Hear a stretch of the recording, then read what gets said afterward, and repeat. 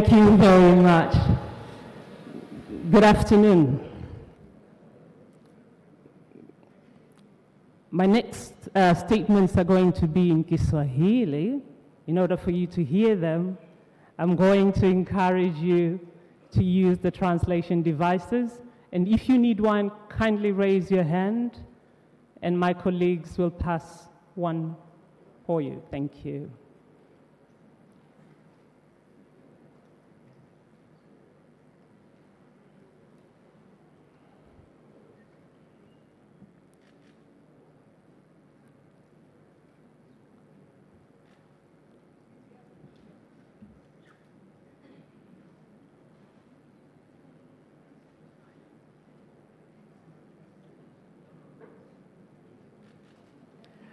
As we continue to hand out the translation devices, I will continue to speak in English. So channel 1 will be in English, channel 2 in French. And if you're speaking some other language that we can't help, maybe someone else will try to help you out. Our program will start momentarily. So we kindly ask you to feel welcome. We're going to have 3 parts. The first bit, after the arrival of the president, we will be launching the 2023 AGRF, which has changed names over time. And as you can see in front of you, we will be projecting some information about AGRF, African Food System Forum. And at the same time, I'm happy my colleague is here. You can tell I was trying to sit in. Zuhura, welcome. After we finish the launch, then we'll do a fundraising. And then after that, we hope you will all join us for dinner after hard work this afternoon, this late afternoon, early evening. Karibuni sana. Zura, over to you.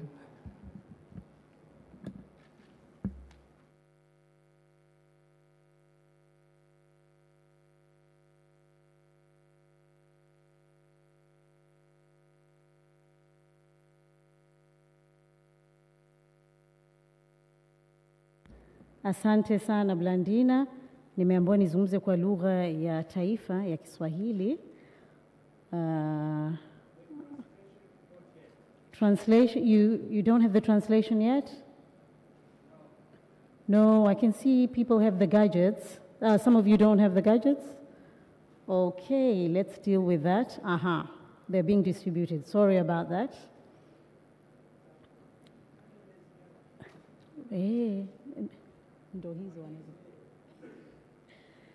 Can you kindly distribute the gadgets, please? The president will be here any moment now.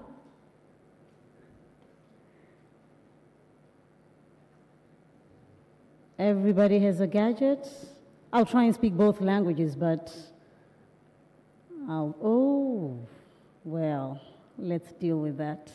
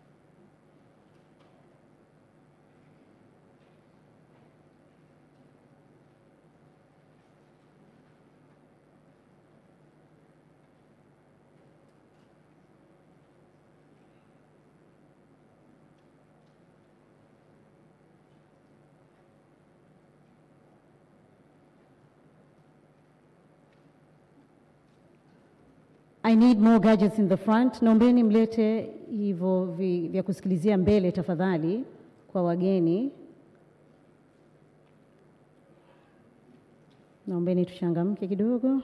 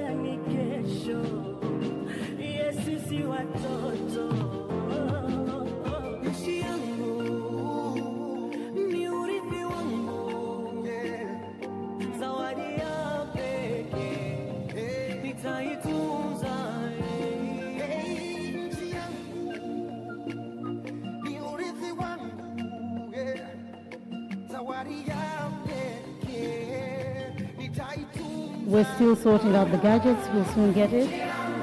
So now that's the President of the United Republic of Tanzania.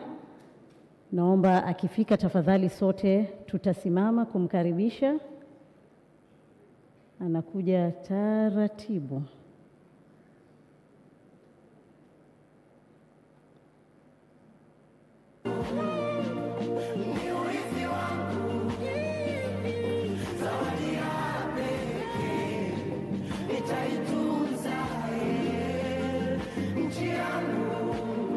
Naombeni tusimame tafadhali. Tumkaribishe Mheshimiwa Rais.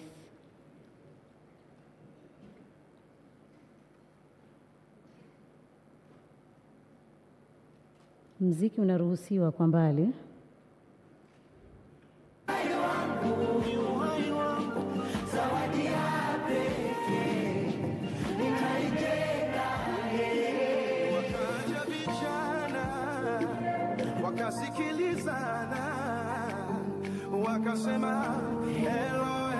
Mheshimiwa Rais wa Jamhuri ya Muungano wa Tanzania, Mheshimiwa Samia Suluhu Hassan. Karibu sana.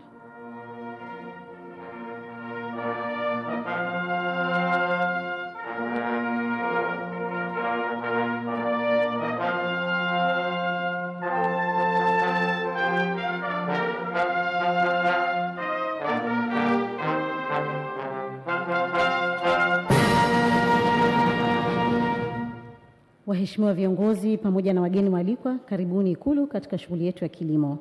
Naomba sana tuendelee kusimama kwa ajili ya wimbo wa taifa na ule wa Afrika Mashariki.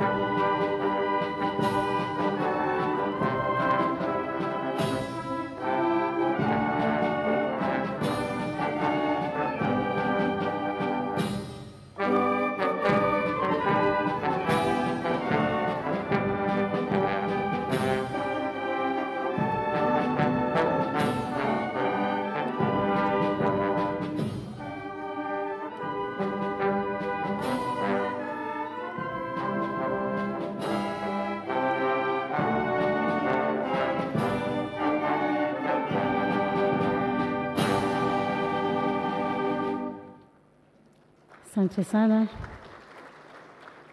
Naomba tukae tafadhali.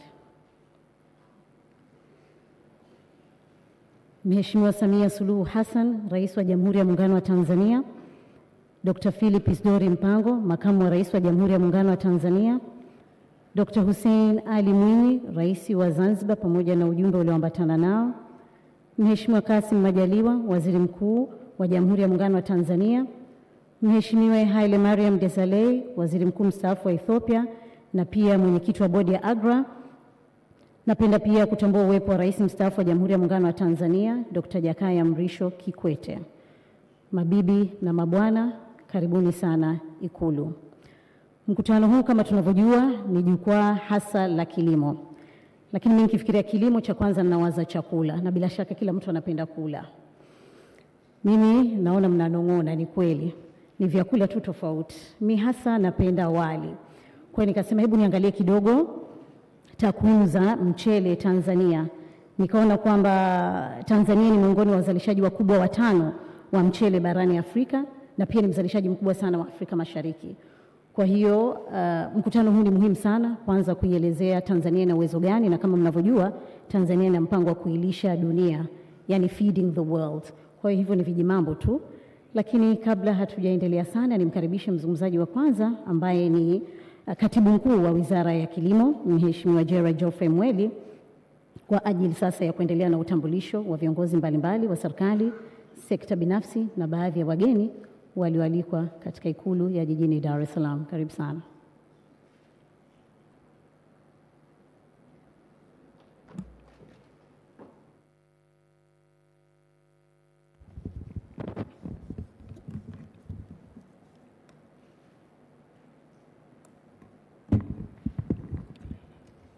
Mheshimiwa Samia Suluhu Hassan, Rais wa Jamhuri ya Muungano wa Tanzania, Mheshimiwa Dr. Isdori Philip Mpango, Makamu wa Rais wa Jamhuri ya Muungano wa Tanzania, Mheshimiwa Dr. Hussein Ali Mwinyi, Rais wa Zanzibar na Mwenyekiti wa Baraza la Mapinduzi, Mheshimiwa Kassim Majaliwa, Waziri Mkuu wa Jamhuri ya Muungano wa Tanzania, Mheshimiwa Othman Masoud Othman, Makamu wa Kwanza wa Rais wa Zanzibar, Mheshimiwa Hemed Suleiman Abdullah, Makamu wa Pili wa Rais wa Zanzibar, viongozi wote mliofika hapa leo, Jamhuri ya Muungano wa Tanzania. Mheshimiwa Rais, kwanza naomba nianze kwa kumshukuru Mwenyezi Mungu kwa kutujalia afya njema na kutuwezesha kukutana siku hii ya leo kwa tukio hili muhimu la kuzindua African Food System Forum ambao tunategemea kuihosti kama Tanzania kuanzia tarehe 5 mpaka tarehe 8 Septemba mwaka huu. Mheshimiwa Rais, jukwaa hili ndio jukwaa kubwa la majadiliano kuhusu kilimo na uwekezaji katika kilimo na biashara.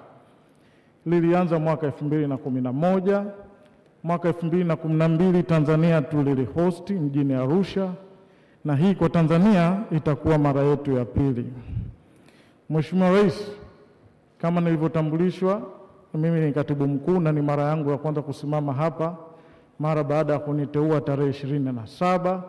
Hivyo naomba kwanza nitoe shukrani zangu za dhati kwako wewe binafsi, na ninaahidi kufanya kazi kwa bidii na kushirikiana na wadau wote wa sekta ya kilimo katika kuendeleza nchi yetu.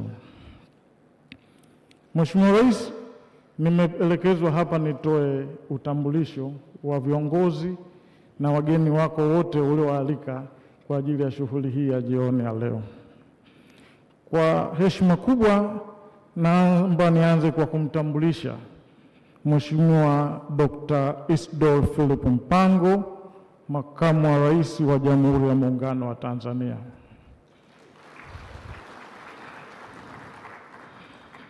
Mheshimiwa Rais, naomba pia nimtambulishe Dr. Hussein Ali Mwinyi, Rais wa Zanzibar na Mwenyekiti wa Baraza la Mapinduzi. Naomba nimtambulishe pia kwenu Kassim Majaliwa, Waziri Mkuu wa Jamhuri ya Muungano wa Tanzania.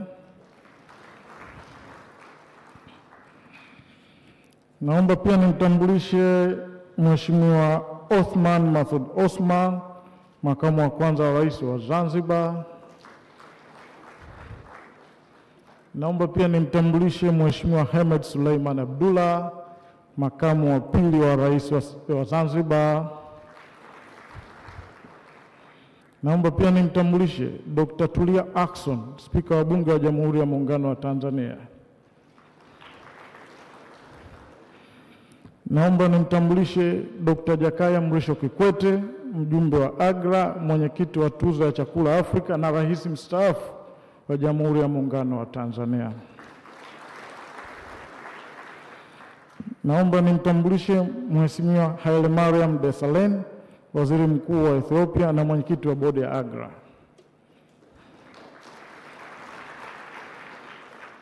Naomba nimtambulishe Dr. Moses Mpogole Kusiluka, katibu mkuu kiongozi wa serikali ya Jamhuri ya Muungano wa Tanzania.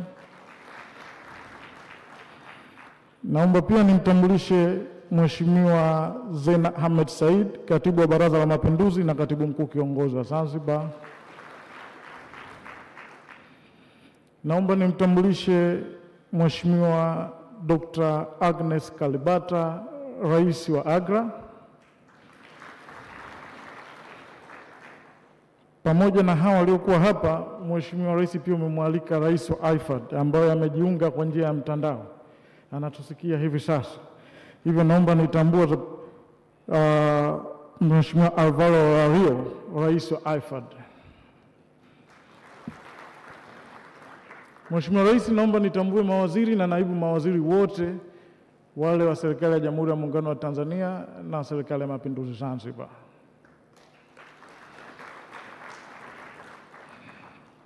Mheshimiwa Rais, pia naomba nitambue makatibu wakuu na naibu makatibu wakuu wote kutoka serikali zote mbili.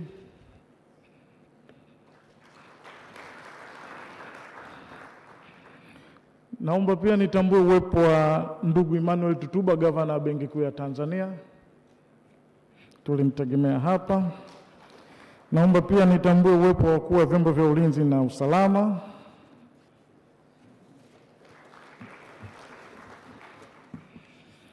Mheshimiwa Rais, leo pia tuna bahati ya kupata mwakilishi kutoka serikali ya Rwanda ambaye ni Dr. Olivia Kamana, katibu mkuu Wizara ya Kilimo Mifugo nchini Rwanda.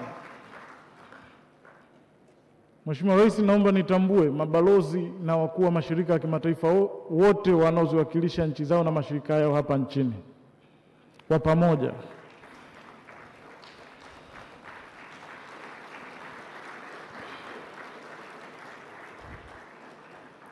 Mheshimiwa Rais, naomba kwa kipekee nimtambue pia AGRF ni taasisi ndani ya AGRA.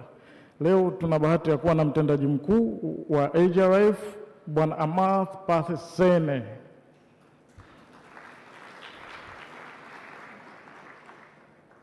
Mheshimiwa Rais, kupitia pia online tunaye mfanyabiashara na mdau mkubwa wa kilimo Bwana Strive Masiiwa na mwenyekiti wa Econet. Tunatambua ushiriki wake. Mheshimiwa Rais, pia naomba nitambue watendaji wenzangu na watumishi wenzangu kutoka taasisi zote za umma walioko hapa. Kwa umoja wenu naomba msimame.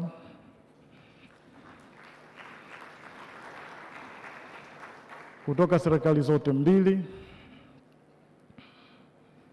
Mheshimiwa Rais, pia naomba nitambue uwepo wa wakurugenzi wa halmashauri zote walio za Dar es Salaam 5 kwa umoja wenu.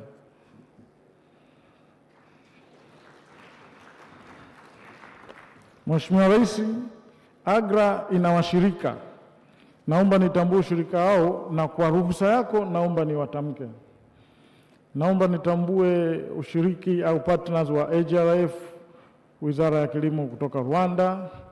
Nitambue pia Animal Resource Minagri, African Development Bank, African Fertilizer Agribusiness Partnership, Alliance for Green Revolution as AGRA, African Union Commission, Bayer East Africa, Bill and Melinda Gates Foundation, CJR System Organization, Koteva Agri-Science, Foreign Commonwealth and Development Office, FCDO, Food and Agriculture Organization of the United Nations, FAO, Hayfata International, IDH, the Sustainable Trade Initiative, African Union Development Agency, IKEA, International Development Research Center, International Fund for Agricultural Development, IFAD, OCP Africa Group, Rockefeller Foundation, Southern African Confederation of Agricultural Unions, Syngenta Foundation, Tony Blair Institute, UPL, USAID, and Yara International. Naomba tuwapigie makofi. Mheshimiwa Rais, leo pia umezialika taasisi za fedha, mabenki. Naomba kwa mmoja wao wasimame wakiongozwa na mwenyekiti wao Bwana Sabi ambaye ni mkurugenzi mtendaji wa NBC. Naomba nitambue wamiliki na watendaji wakuu wa kampuni za madini, gesi na nishati wote waliokuweko hapa. Wamiliki na watendaji wakuu. Naomba nitambue wamiliki na watendaji wakuu wa kampuni za utalii pamoja na taasisi zinazosimamia sekta hii.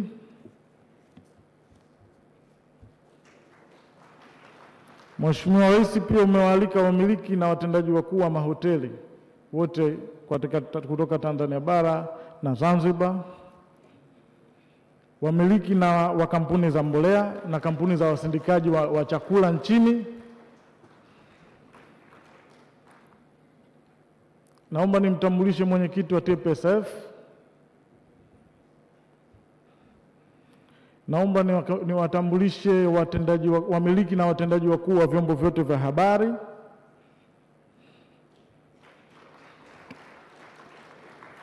Mheshimiwa Rais, pia umewaalika wawakilishi kutoka vyama vya wakulima kwa pamoja na taasisi zisizo za kiserikali zinazoshughulika na kilimo.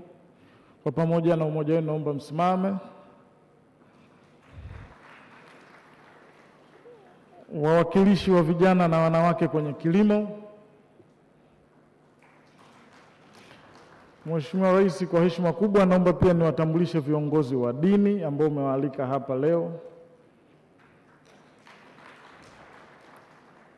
Mheshimiwa Rais, naomba pia niwatambulishe wawakilishi wa vyama vya siasa.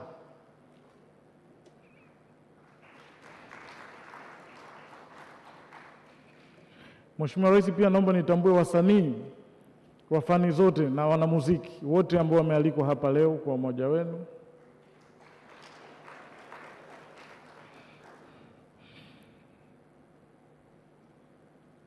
Mheshimiwa Rais, pia tunatambua kuna wanaojiunga na wanaendelea kujiunga kwenye mitandao ya kijamii. Tunatambua ushiriki wao. Mheshimiwa Rais, nakushukuru sana kwa nafasi hii. Asante sana.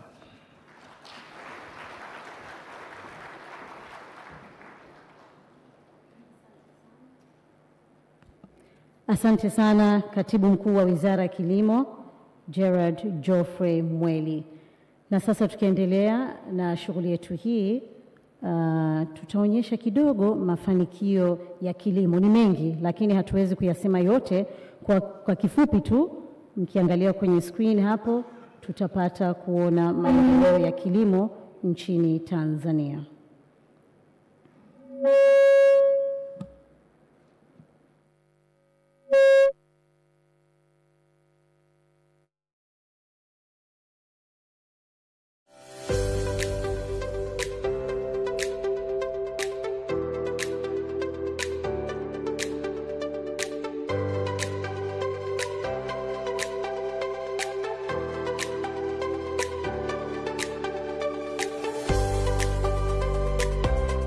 Tanzania, nchi yenye utajiri wa mali asili, utamaduni na urithi wa aina yake katika kilimo.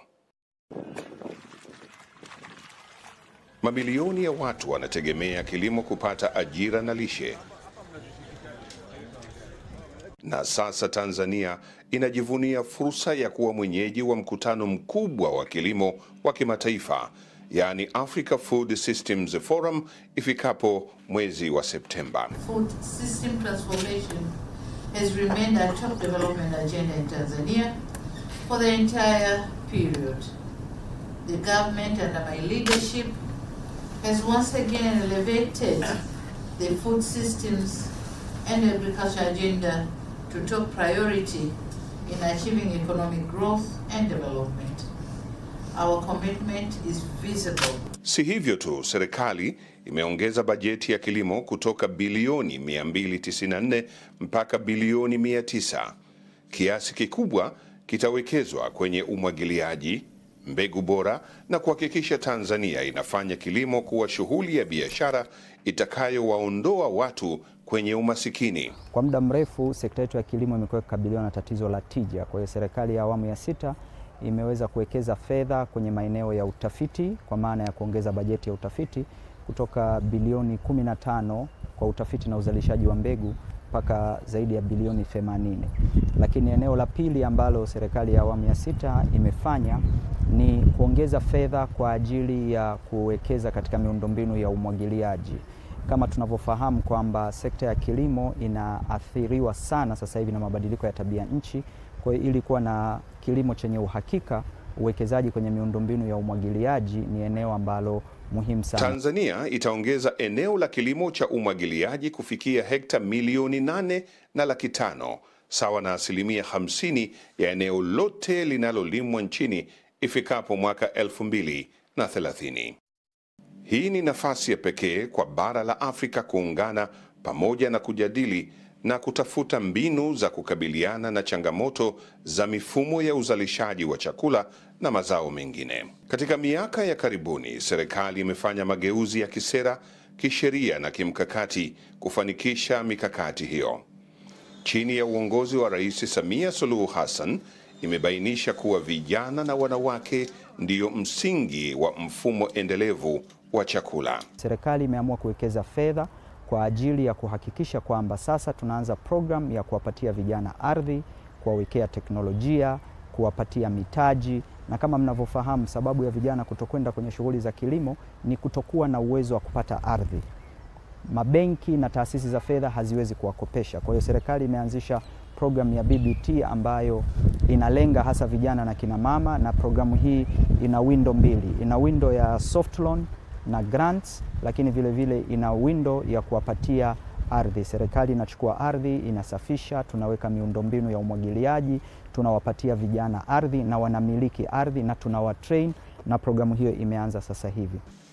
Hatua hiyo ya serikali kuanzisha miradi ya mashamba makubwa ya pamoja, yani block farming, ni neema ya kuwainua vijana kiuchumi na kuimarisha uzalishaji wa chakula. Kwa sisi vijana binafsi ni kwamba tumeshukuru sana uwepo wa serikali kwa kutushika mkono sisi vijana, kwa sababu ni kwamba tulikuwa tunapata shida katika masuala ya masoko. Unakuta tunalima kilimo kikubwa, halafu kwenye kupata kipato ananufaika mtu wa katikati ambaye ni dalali, kwamba utalima afa kwamba niache mimi mzigo uje uchukue ila kwangu. Kwa hiyo kwa serikali imeingia hapa katikati, itatusaidia vizuri kabisa kwamba tunalima, tunajua soko lilipo, kwamba unalima unajua pesa ilipo kwa wakati mmoja. Kwa kufanya kazi kama kikundi tunasaidiana, mambo yanaenda sawa. Kwa sababu tunakuwa tunashirikiana wengi, mtaji unakuwa mkubwa. Tunashirikiana, tunapata tunachopata, ngawana riziki. Kwa hiyo ninufaisha kwa sababu utakuwa wametupa nguvu na umoja kwamba tufanye hivi, tugrend hivi ili tufike sehemu fulani. Serikali itakuwa imetusaidia sana. Mchango wa wanawake katika uzalishaji wa chakula hauna maswali, na katika mipango mipya ya serikali katika awamu ya 6 wanapewa kipaumbele kikubwa zaidi. Tumelipokea kwa mikono miwili na tumefurahia sana kujiunga na vikundi vya kilimo. Kwa upande wetu sisi tutaona ni jambo nzuri. Kwanza tutafurahi sana, maana kuwekwa mbele ni sasa na kusema tumepata kipaji kikubwa sana cha uchumi, na vile vile itatusaidia kutugomboa hali ya maisha tulionayo. Tuko tayari sana, maana kila tukiongezea ndo tunazidi kupanda juu. Nazidi kuongeza ule mtaji wetu, kilimo chetu kinaongezeka, au kama mtaji mwingineo tunauweza. Serikali inalenga kutengeneza ajira kwa vijana na wanawake zaidi ya milioni 3 katika sekta ya kilimo, kupunguza umasikini ifikapo mwaka wa 2025. Tanzania, nchi yenye watu zaidi ya milioni 60, inaongeza msukumo mkubwa katika kilimo cha umwagiliaji kwa mashamba makubwa na madogo, kuongeza tija katika uzalishaji. Serikali inakusudia kuongeza mauzo ya mazao ya bustani yani horticulture kutoka dola za Marekani milioni 750 kwa mwaka hadi dola za Marekani bilioni 2 mwaka 2030. Kwa pamoja, mipango hii inatarajiwa kufungua fursa kubwa zaidi zitakazowezesha mapori kugeuzwa kuwa mifumo ya uzalishaji na uchakataji wa chakula. Tanzania inakadiriwa kuwa na watu milioni 80 ifikapo mwaka 2030. Lengo la Rais Samia Suluhu Hassan ni kukuza sekta ya kilimo kwa wastani wa 10% na kuongeza mauzo ya nje dola bilioni 5 ili kupunguza umasikini kwa 50% ifikapo mwaka 2030. Mkutano wa Septemba unatarajiwa kufungua fursa kwa wawekezaji wa ndani na kutoka nje.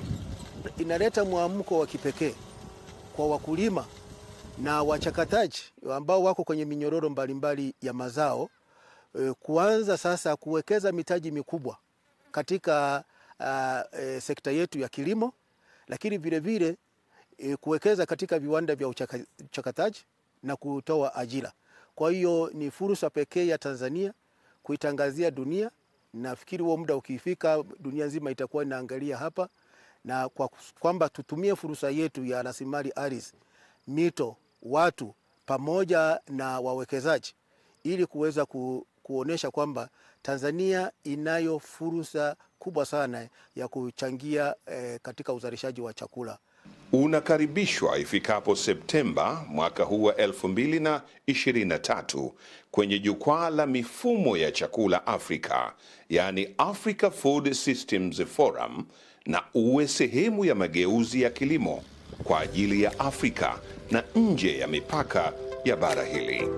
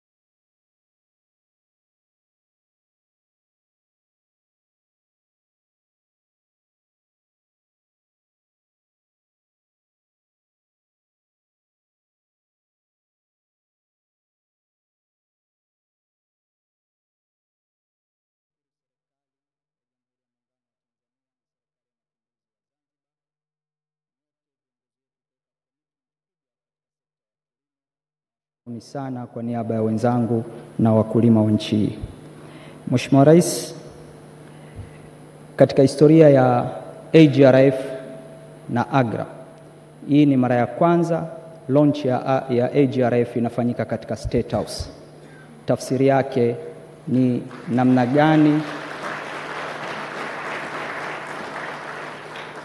gani wewe binafsi na serikali unayoiongoza umeamua kuweka commitment ya kutosha katika eneo hili.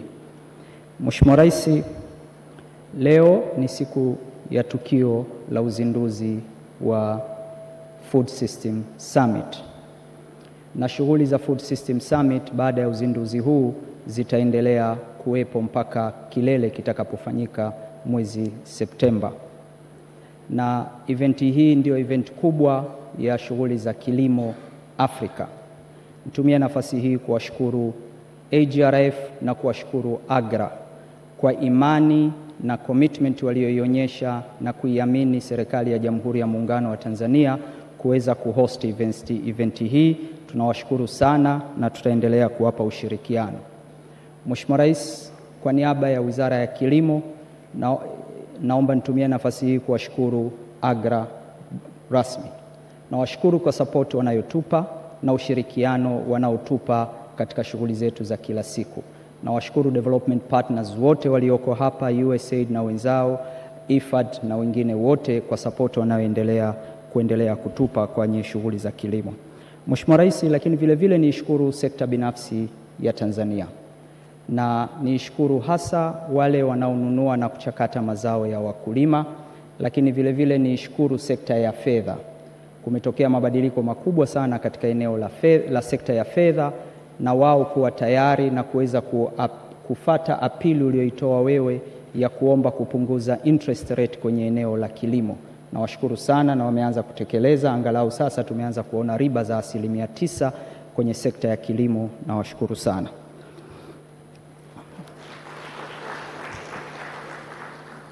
Mheshimiwa Rais, jukwaa hili linawakutanisha wataalam, linawakutanisha investors, linawakutanisha players wote wa sekta ya kilimo. Kama ulivyoagiza kwamba jukumu letu sisi kama nchi ni kuzalisha kwa ajili ya chakula chetu na kuzalisha kwa ajili ya kuhudumia wenzetu Afrika. Tanzania ina potential ya zaidi ya hekta milioni 44 zinazofaa kwa kilimo. Tanzania ina potential ya hekta zaidi ya milioni 29 zinazofaa kwa umwagiliaji.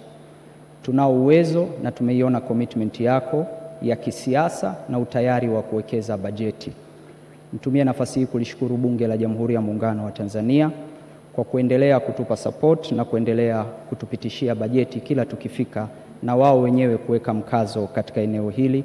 Na nitumie nafasi hii kuitambua kamati yangu, Mheshimiwa Rais, ya kilimo, mifugo, uvuvi, na mwenyekiti yupo, makamu mwenyekiti yupo kwenye kikao hiki na walikuwa kwenye ziara, wameamua kukatisha ziara na wameweza kushirikiana na sisi. Mheshimiwa Rais, Tanzania ina intention ya kufeed itself na kufeed others commercially, na umesukuma ajenda ya kuwa kilimo ni biashara, sio tena way of life na kwa ajili ya kusustain matumbo yetu kwa kujilisha. Ni njia ya uhakika kwa ajili ya kuondoa umaskini, na umeonyesha hii kwa vitendo, na sisi tunakushukuru sana kwa dhati kabisa kama wizara. Nataka tu niwahakikishie sekta binafsi ya Tanzania, population ya dunia inaongezeka, population ya Afrika inaongezeka.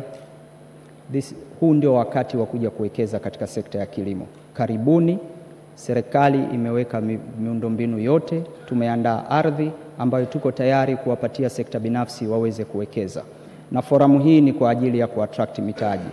Nitumie nafasi hii kuappeal na kuwaomba wafanyabiashara na wawekezaji wa Kitanzania, come all, come one, tuweze kushirikiana pamoja kwa ajili ya kuwekeza, kwa ajili ya kuhakikisha usalama wa chakula wa nchi yetu, usalama wa chakula wa Afrika, na hii ndio ajenda kuu ya Afrika na ajenda kuu ya Jamhuri ya Muungano wa Tanzania. Na Rais Samia amekuwa champion na amekuwa tayari kwa ajili ya kuhakikisha kuwa Afrika inajitosheleza kwa chakula na Tanzania inajitosheleza kwa chakula, na uchumi wa nchi zetu unabebwa na sekta ya kilimo ambayo ndio imeajiri sehemu kubwa ya nchi yetu. Natumia nafasi hii kukushukuru tena Mheshimiwa Rais kwa commitment yako. Naishukuru serikali na viongozi wote wakuu wa nchi hii kwa commitment, na washukuru development partner kwa support, na naishukuru AGRA kwa free consultancy ambayo wamekuwa wametupa. Mheshimiwa Rais, mbele yako nimshukuru sana Agnes, rais wa AGRA, kwa ushirikiano na utayari wa yeye kudeploy timu yake kwa ajili ya kutusaidia sisi kama serikali na wizara yako ya kilimo kuweza kutengeneza program mbalimbali ambazo tunazitumia sasa hivi na tumeanza kuziinvest. Agriculture is a long term investment, inahitaji patience, na rais ameonyesha hiyo commitment. Mheshimiwa Rais, ni kuhakikishia mimi na wenzangu hatutakuangusha katika hili, na washukuruni sana. Karibuni sana kwenye AGRF, karibuni Tanzania. Asante.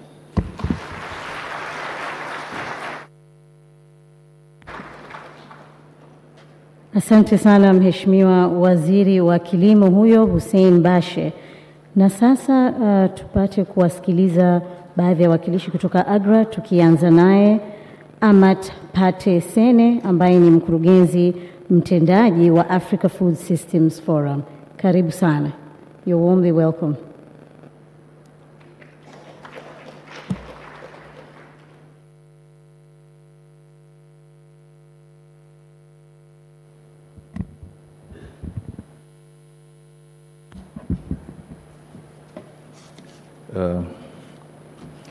Your Excellency, Dr. Samia Suluhu Hassan, President of the United Republic of Tanzania, Your Excellency, Dr. Hussein Al-Mwinyi, President of Zanzibar, Your Excellency, Haile Mariam Desalegn, former Prime Minister of the Federal Democratic Republic of Ethiopia and Chair Board of AGRA and AGRF Partners, Your Excellency, Dr. Jukaa, former President of the United Republic of Tanzania and Chair of the Africa Food Prize, Honorable Minister, distinguished guests, ladies and gentlemen, good afternoon, bonsoir, bom dia, assalamu alaikum. I am deeply honored to be here with you this afternoon for the official launch of the Africa Food System Forum 2023. Our common goal this year is to organize the best ever AGRF with the highest leadership representation, but more importantly, giving priority, space to the participation of youth and women in both pre-summit, but also during the summit in September 4th to 8th this year. We want this year to go beyond a standalone event and leave a legacy for youth and women for years to come across the continent and in Tanzania. Your Excellency, since its creation in 2006 by Yara in Norway, and thanks to our current 26 partners and the government of Tanzania that hosts the Secretariat, AGRF has become the world premier forum for bringing stakeholders in the agricultural landscape together to share best practices, solutions, knowledge, listen, learn, and concrete action to move the agricultural agenda in this continent. Previously known as the Africa Green Revolution Conference, the forum evolved to become the African Green Revolution Forum, and last year was rebranded as the African Food System Forum. Over the years, this forum, our forum, has accumulated significant convening power, which is used to move the continental agenda on setting the agricultural agenda, food system, strategic partnership, investment, but more importantly, sharing experience across the continent. But we still need to do more, and urgently, given the challenge we face in our continent. Feed our people and create more jobs for youth and women. We don't need also to leave those who are marginalized, smallholder farmers, still left behind. Your Excellency, under the theme of Recover, Regenerate and Act, AGRF 2023 is all about innovation and leadership. As we can see today in this room, the venue, the format of the launch, the diversity of the partners in this room. Asante sana, Tanzania, for innovating and raising the bar higher. With the right investment and policy framework in agriculture, poverty, hunger can be addressed, and food security and food system transformed in our continent. We know that this can be done, and as we plan to become a leading continental platform, but also a global continental platform at the highest level possible. Ladies and gentlemen, on behalf of the AGRF Secretariat, AGRA, and our partners, I would like to conclude by thanking and commending the government of the United Republic of Tanzania, led by Her Excellency Dr. Samia Suluhu, and the Ministry of Agriculture for the commitment and the attention to the planning of this year's summit. With the level of energy, enthusiasm, passion, expertise, and strong leadership, we are confident that this year's forum will bring together brilliant minds from Africa and beyond to lead food system transformation and prosperity in our beautiful continent. Thank you, and asante sana.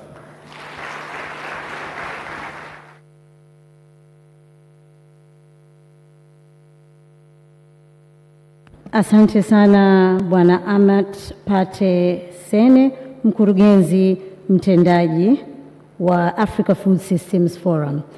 Na sasa basi kuna viongozi wengine ambao wangetamani sana kuwa nasi lakini hawakujaliwa kufika, lakini wakaona acha angalau wajirekodi watoe salamu zao. Kwa hiyo tutaona kwa njia ambao tayari wameshajirekodi.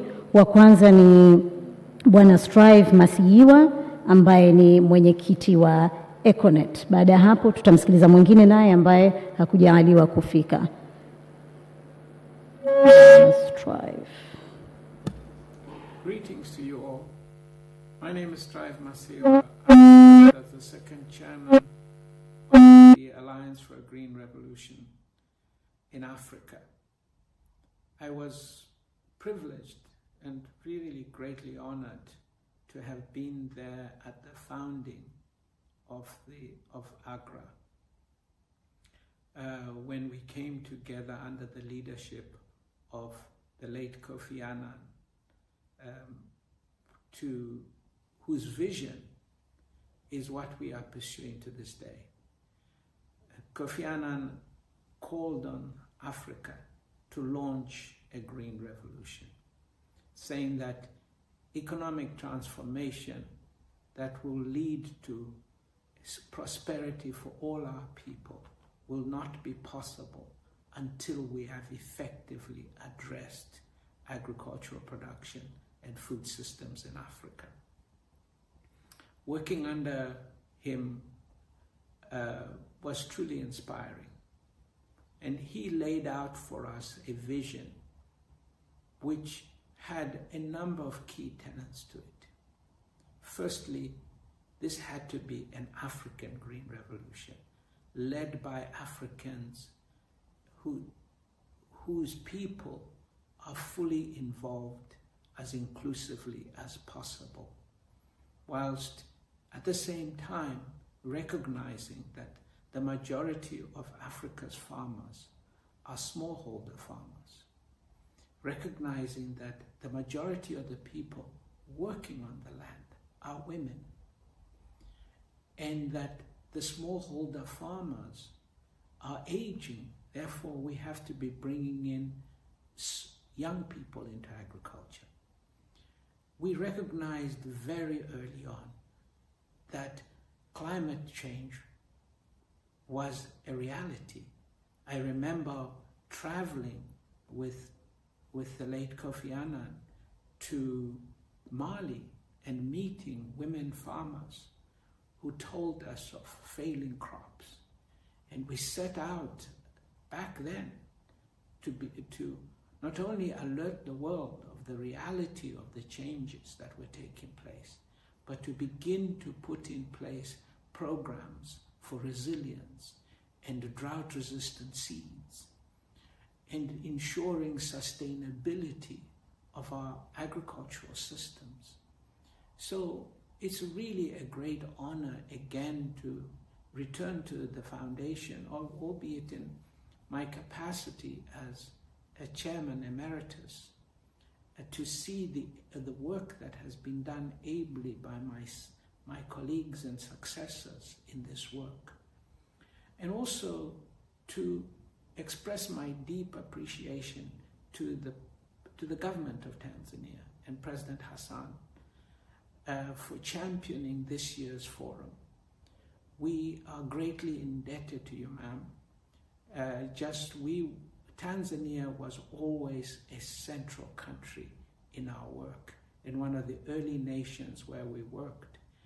At many of our early meetings, I traveled very often to Tanzania with Kofi Annan to meet with Tanzania's leaders, including President Kikwete, who, when he stepped down as president, agreed to join us on the board of AGRA, bringing his extraordinary experience, vision, and wisdom, and of course the support of the Tanzanian people.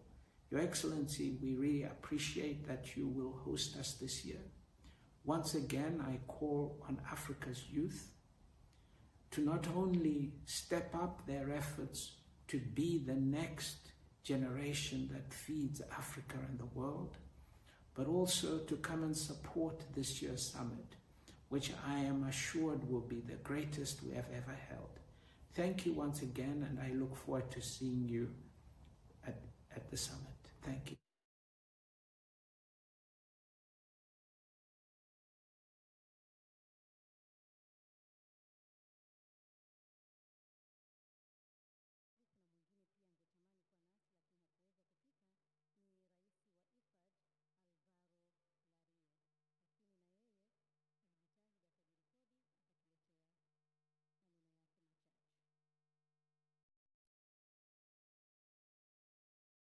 Excellencies, distinguished ladies and gentlemen, thank you for this opportunity to address you by video message. I only regret not being able to be with you in person. Today, multiple factors are driving up hunger and malnutrition across Africa and across the globe. These include climate change, conflicts, and ongoing economic inequalities. It is projected that nearly 670 million people, that is 8% of the world's population, will still be affected by hunger in 2030. This is similar to the number in 2015, when the Sustainable Development Goals were adopted. We cannot allow this to happen. African Green Revolution Forum is a crucial platform to forge partnerships for meaningful change and to agree on how to deliver on the ground for Africa's poorest and most vulnerable people. I am proud to say that IFAD has been a strategic partner of the AGRF since its inception over a decade ago, and it is a member of its steering committee. Together, we have mobilized climate finance, leveraged private sector investment, and invigorated markets for Africa's young entrepreneurs. While the situation today is challenging, the potential for what we can achieve together is limitless. By 2050, it is estimated that the food sector in Eastern and Southern Africa alone could experience an 800% increase in value. Together, we can make sure that the millions of rural communities producing, processing, and distributing food across the continent are among the first to benefit. Small-scale farmers, rural women, or young people entering the labor market. We can do this by making sure better farm inputs and technologies are available for small-scale farmers, by ensuring rural small businesses have the services and infrastructure they need to thrive, by bringing about the conditions for women to be able to take charge of their lives and benefit from economic opportunities, and by supporting rural people in managing water, soil, and in restoring ecosystems. All of these have been priorities of IFAD's work with the United Republic of Tanzania since 1980. In collaboration with the government, we have achieved tremendous transformations in Tanzania's agriculture and rural economies. Today, Tanzania is a leader in pulses production, and it has become a breadbasket for East Africa. It has also shown its ongoing commitment through its agriculture sector development strategy, now starting its second phase under the leadership of President Hassan. IFAD works to transform agriculture, rural economies, and food systems. We target the most vulnerable rural populations, and more than half of our investment goes to Africa. IFAD was created at the height of the world's food crisis of the 1970s. Now, more than 40 years later, we face another crisis. Our upcoming IFAD 13 replenishment is crucial to our ability to play a role in supporting an inclusive transformation of Africa's food systems. As ever, we are grateful for the support and the partnership of AGRF as we work towards a future free of hunger.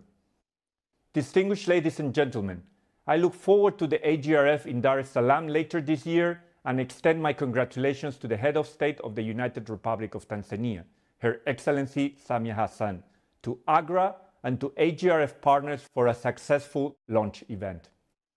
I am calling on all of us to continue to work together towards a future where no one goes hungry.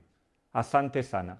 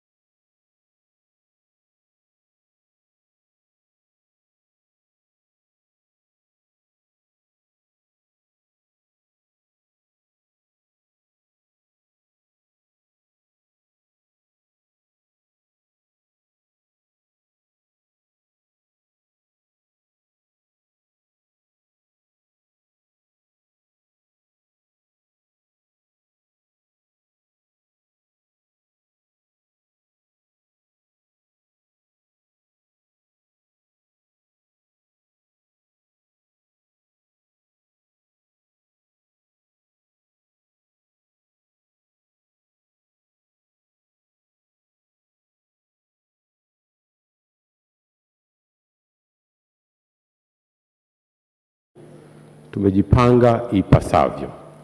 Tunataka tuendelee kuilisha dunia nyama ya kutoka Tanzania. Lakini kama haitoshi, sio tu kuilisha dunia nyama ya kutoka Tanzania, dhamira na malengo yale unayoyakusudia ya kuhakikisha tunakuwa hub sio tu ya beef, lakini hata katika poultry sector.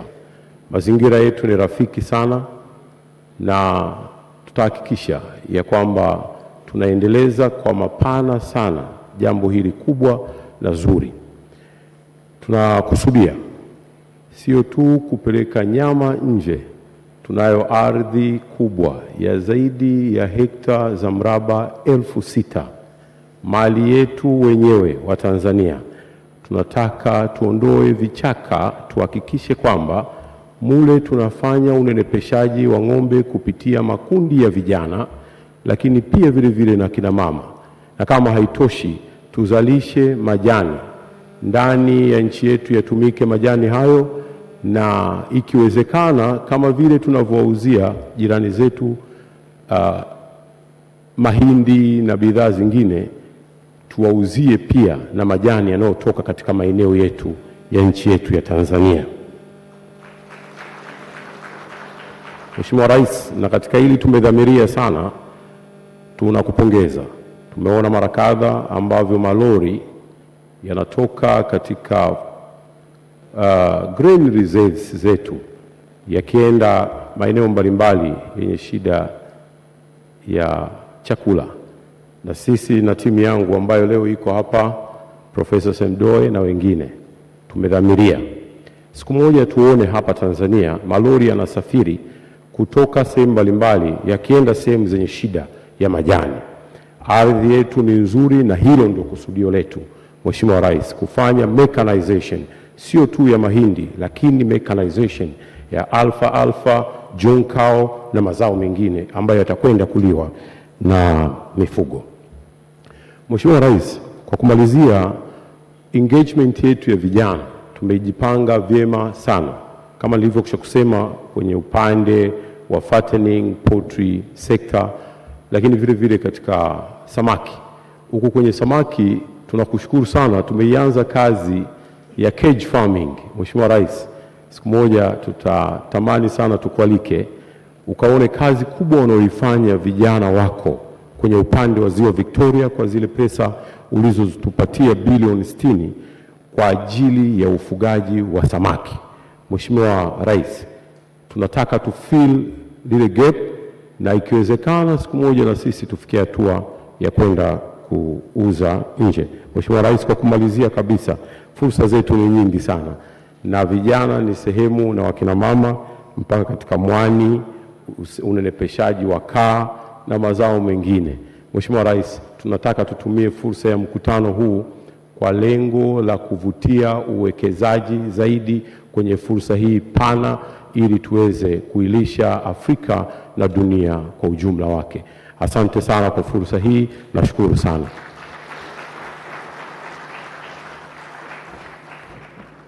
Asante sana Mheshimiwa Abdallah Ulega, Waziri wa Mifugo na Uvuvi.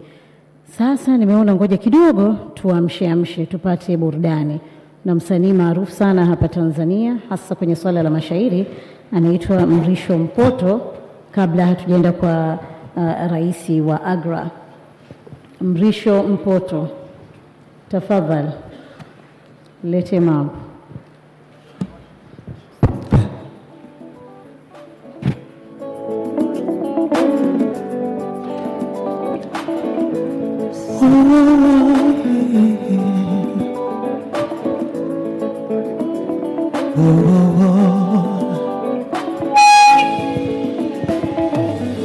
Hakuna maisha, hakuna maendeleo kama hakuna chakula, hakuna amani kama hakuna chakula. Kilimo ni ndoto yangu mimi, kilimo ni ndoto yangu mimi. Hakuna maisha, kama hakuna chakula, hakuna maendeleo kama hakuna chakula. hakuna amani kama hakuna chakula.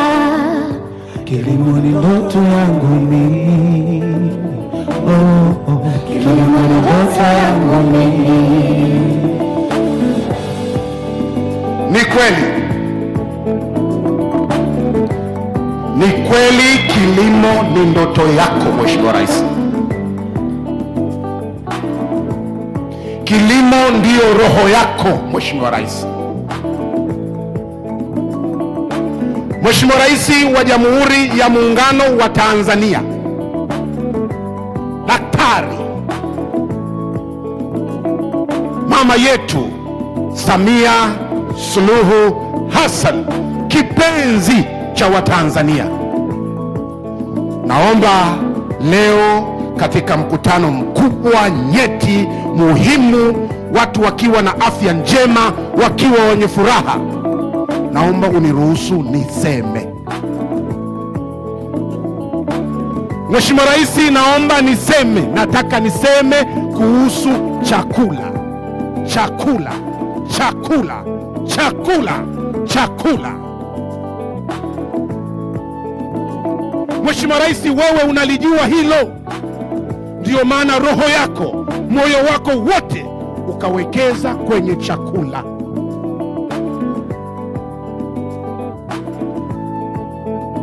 Mheshimiwa Rais, hapa Tanzania na mtaani kuna maswali mengi watu wanajiuliza.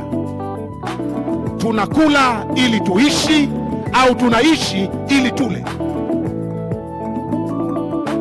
Ukweli ni kwamba hakuna maisha kama hakuna chakula. Hakuna maendeleo kama hakuna chakula.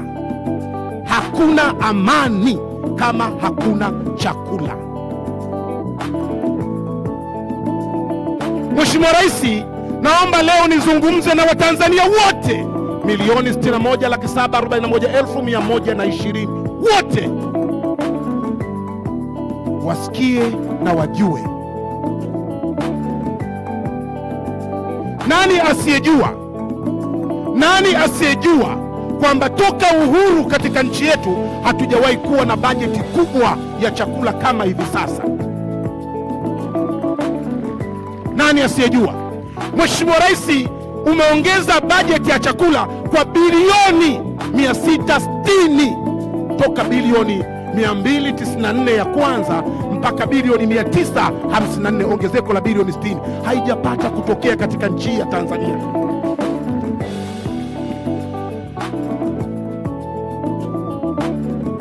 Mheshimiwa Rais, nataka niwaambie na naikumbuka sauti yako na yakumbuka maneno yako, hayajawahi kutoka kwenye masikio yangu.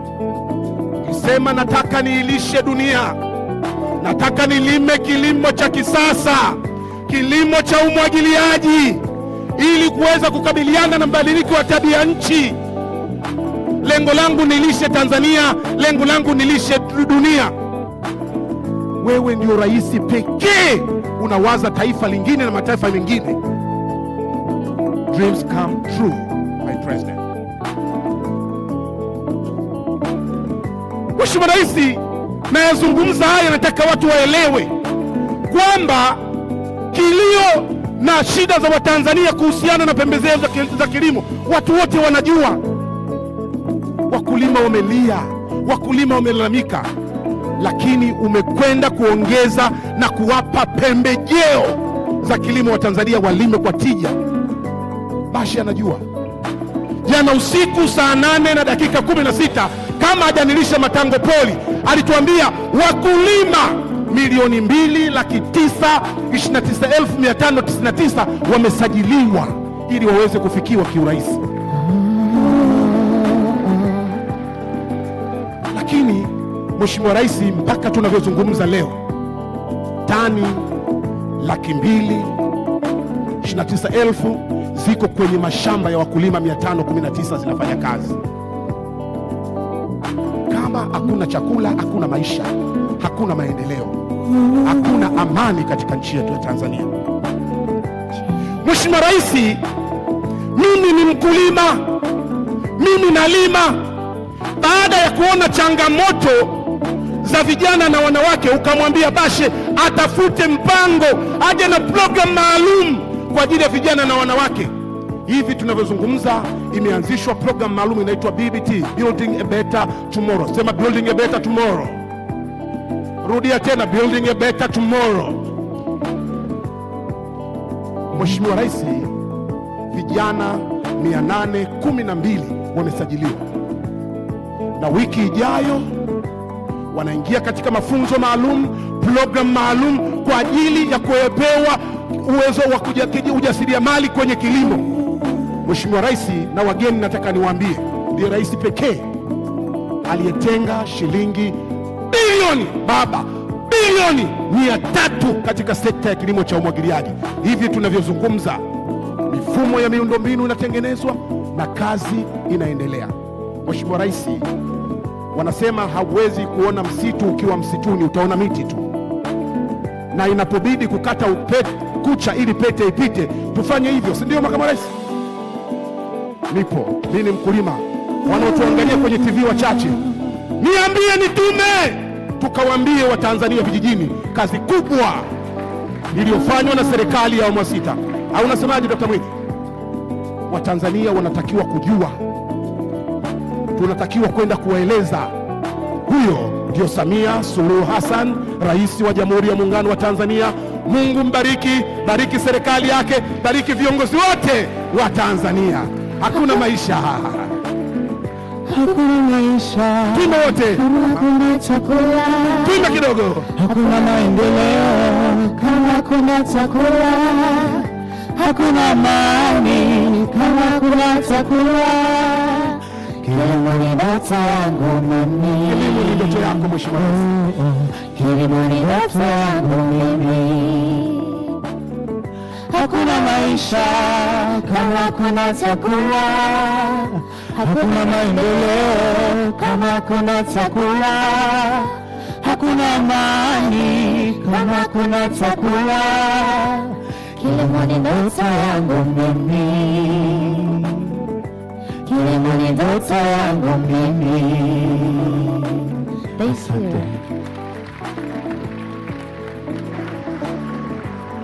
Asante. Asante sana. Huyo ni Mrisho Mpoto ambaye ni mshairi maarufu sana hapa Tanzania, na umaarufu wake mwingine anasema havai viatu. Lakini kuna mtangazaji wa zamani Charles Hillary leo alikuwa anamuuliza msalani unafanyaje? Hajajibu hilo swali. Na sasa tuendelee na shughuli yetu hii, swala la kilimo. Nadhani Mrisho Mpoto ametuamsha vya kutosha. Naomba sasa nimkaribishe Dr. Agnes Kalibata ambaye ni rais wa AGRA. Karibu sana Dr. Agnes.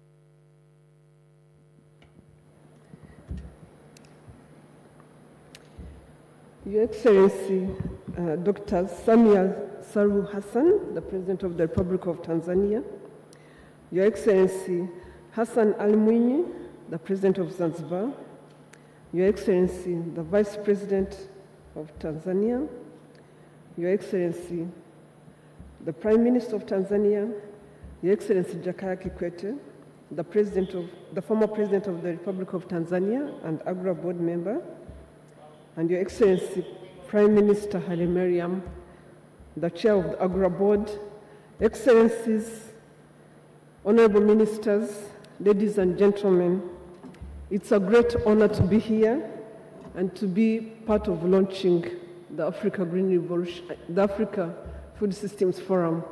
My name is Agnes Kalibata, the President of AGRA, which used to be the Alliance for Africa, for a Green Revolution in Africa. The Alliance for a Green Revolution in Africa, as His Excellency our Chair Emeritus said, was about vision. It was about people believing, leaders believing that Africa too could be part of feeding the world, that African farmers can be part of feeding Africa, getting themselves out of poverty and feeding the world. We are extremely grateful to the partners that believed in that vision. the Bill and Melinda Gates Foundation, which has been with us from the very beginning, the Rockefeller Foundation, and the institutions that have since joined, the United States government through USAID, the German government through BMZ, and the British government through FCDO. These partners have believed that, just like Kofi Annan, that an African institution could be part of the solution to the problems we have. It's not just technologies. The country that has transformed the most, probably in recent history, has been about institutional innovations. I will not go into the details of that country, but we need institutional innovations, and that's what AGRA is about. Once we figured that out, we thought that transforming Africa a country at a time is going to take forever. So the Africa Green Revolution Forum was born. And the Africa Green Revolution Forum does one other thing. It brings public-private partnerships. It brings private sector to engage with governments so that we can give the opportunity to private sector to be able to be part of transforming our world. Honorable Minister Hussein and Minister of Livestock, the AGRF is coming. The biggest opportunities, those things you've been talking about, let's present them, let's bring them forward. In September, let's present them to the world so that people can see the opportunities that Tanzania presents. As was said earlier, AGRA has been in Tanzania since the beginning, and we do believe in the power of this country when it comes to how Africa can feed itself. We want to work with you to be part of that journey, and we hope that this becomes a huge beginning. We are extremely excited to be led by His Excellency Haile Mariam, who since he joined AGRA has not just seen AGRA grow, but is committed to ensuring that AGRA goes to more countries than we are currently in, and AGRA reaches more farmers. His Excellency Jukaa has just taken over leadership from President Obasanjo of the Africa's Food Systems Prize that recognizes excellence in Africa. The first recipient, I don't know if you know, President, was actually His Excellency Haile Mariam. No, His Excellency Meles Zenawi, the first ever recipient of the Africa Food Prize. I'm very happy to say that I was actually a recipient too when I was Minister of Agriculture in Rwanda. So welcome to being the Africa Food Prize leader and taking us forward. So Your Excellency, coming back to Tanzania here as the Africa Green Revolution Forum, now the Africa Food Systems Forum, is a huge, huge leap forward. And we expect that this is going to define a new way of doing business in agriculture, that this is going to define a new way of engaging the private sector in agriculture. We look forward to how Tanzania could be part of feeding Africa. We are at the nexus of, and we are sitting at a time which is extremely important for all of us. Food security has become so much more important. Reducing poverty has become so much more important. Dealing with climate change has become so much more important. That's why we are extremely proud that you have taken on this leadership. And we want you to challenge Africa's leaders as they come here in September so that we can all take this bull by the horns and finally be able to deliver a transformation for African agriculture and reduce poverty for Africa's farmers. I grew up on a farm. I know what poverty feels like. But I'm also a scientist. I know it's possible. So let's get Africa's leaders to help us make it possible for African farmers. And thank you, Your Excellency, for taking on this leadership. Thank you again.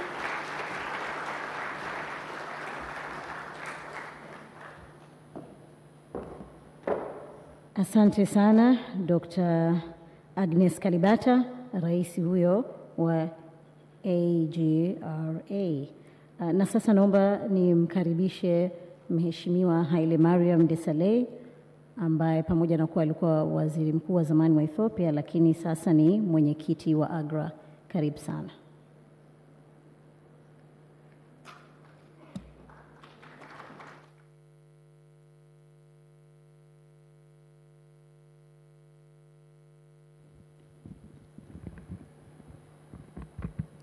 Your Excellency, Dr. Samia Suluhu Hassan, President of the United Republic of Tanzania, Your Excellency, Dr. Philip Bongo, Vice President of the United Republic of Tanzania, Your Excellency, Dr. Hussein Ali Mwinyi, President of Zanzibar, Your Excellency, Kassim Majaliwa, Prime Minister of the United Republic of Tanzania, Your Excellency, Dr. Tulia Ackson, Speaker of the National Assembly of the United Republic of Tanzania, Your Excellency, my brother Jukaa Kikwete, former President of the United Republic of Tanzania and the Chair of African Food Prize Committee, all protocols observed, distinguished business leaders, entrepreneurs, farmers, and members of the press, ladies and gentlemen. Let me start by thanking you all for the warm welcome. That's the usual Tanzanian generosity. It is wonderful to see so many friends, great leaders, and advocates of food systems transformation here in this room. In the next 6 months, we shall all gather here in Dar es Salaam, Tanzania, for the 13th AGRF Summit. This year's edition will be the first under a new name, Africa's Food Systems Forum, which broadens our scope of engagements and partnerships to address all aspects of agri-food systems transformation. The theme of this year's forum, Recover, Regenerate, and Act, Africa's Solutions to Food Systems Transformation, is anchored around building back better food systems and food sovereignty for our continent. It identifies 3 steps needed to achieve this transformation. Recovery, which is a call for decisive strategies and actions to help the continent recover and rebuild its food systems following multiple crises and shocks, as we all observe. Regenerating, this calls for the need to regenerate natural resources such as soil and water, which is degraded in many parts of our continent, which are essential for sustainable food production. And act, a call to take urgent action to address the food system's challenges such as climate change, food waste, and food insecurity, with only 7 years before the 2030 Sustainable Development Goal deadline. This year, we are spotlighting the role of women and youth through a re-energized commitment in the food systems and conservation, focusing on regenerating interest in agriculture as a means of wealth creation for the continent. I think we need to go beyond lip service to our youth and women. We are also looking for opportunities to fast-track the transformation of rural economies and food systems by making them more inclusive, productive, resilient, and sustainable. Ladies and gentlemen, the past 3 years have highlighted the need for Africa to radically transform its food systems for nutrition security and poverty reduction. Knowing that over 50 million Africans suffer from acute hunger, it pains us and pains me. Moreover, it is projected that the impending long rains could fail again this year. Parts of the region are already grappling with a humanitarian crisis brought about by drought. Yet the African spirit remains unbroken.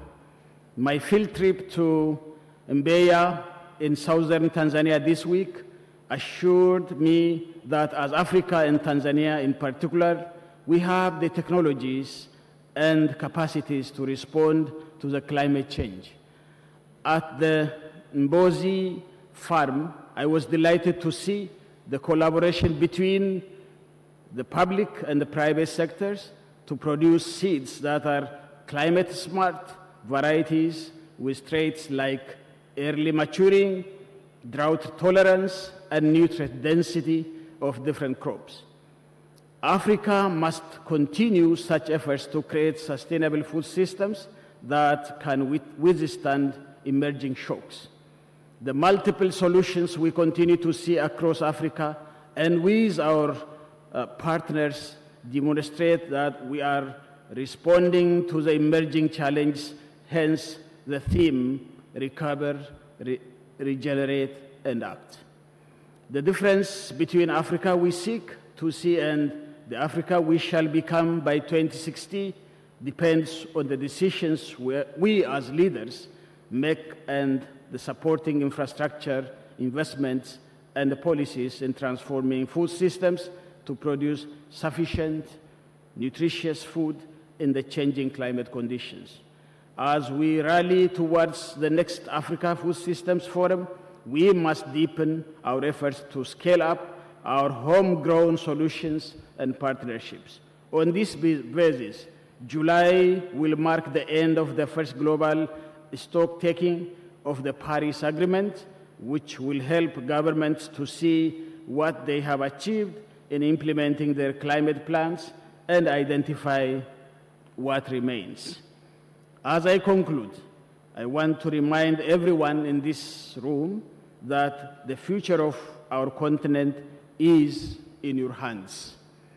Let's work together to elevate innovations in food systems and scale them up. Let's spotlight and support our youth. They are the heartbeat of this continent.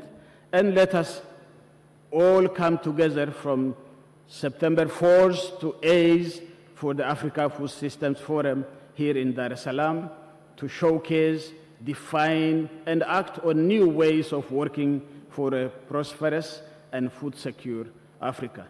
Your Excellency, taking this opportunity, finally, let me take to thank you for the extraordinary leadership in bringing AGRF 2023 edition to Tanzania. We are confident that AGRF 2023 Africa Food Systems Forum will be the best forum ever. I thank you and God bless you.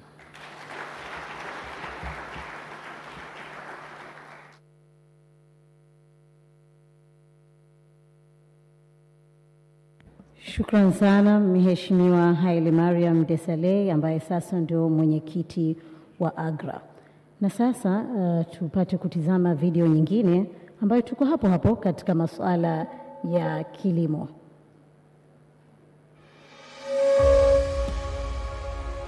Tanzania is a geographical wonder. Take a closer look and you'll see why. It is mountainous in the northeast, where Mount Kilimanjaro, Africa's highest peak, is situated. 3 of Africa's Great Lakes are partly within Tanzania.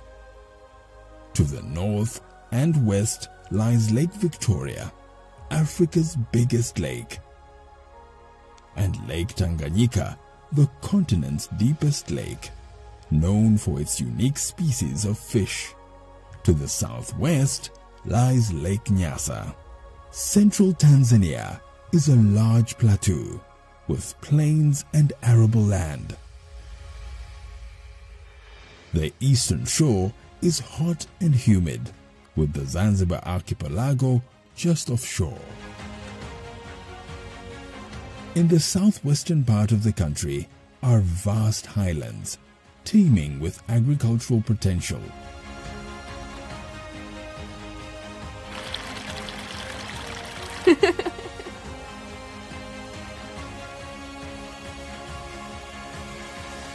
Tanzania has a total of 945,000 square kilometers and 44 million hectares. Close to half of the country is land suitable for agriculture. At the moment, only 10 million hectares are in use.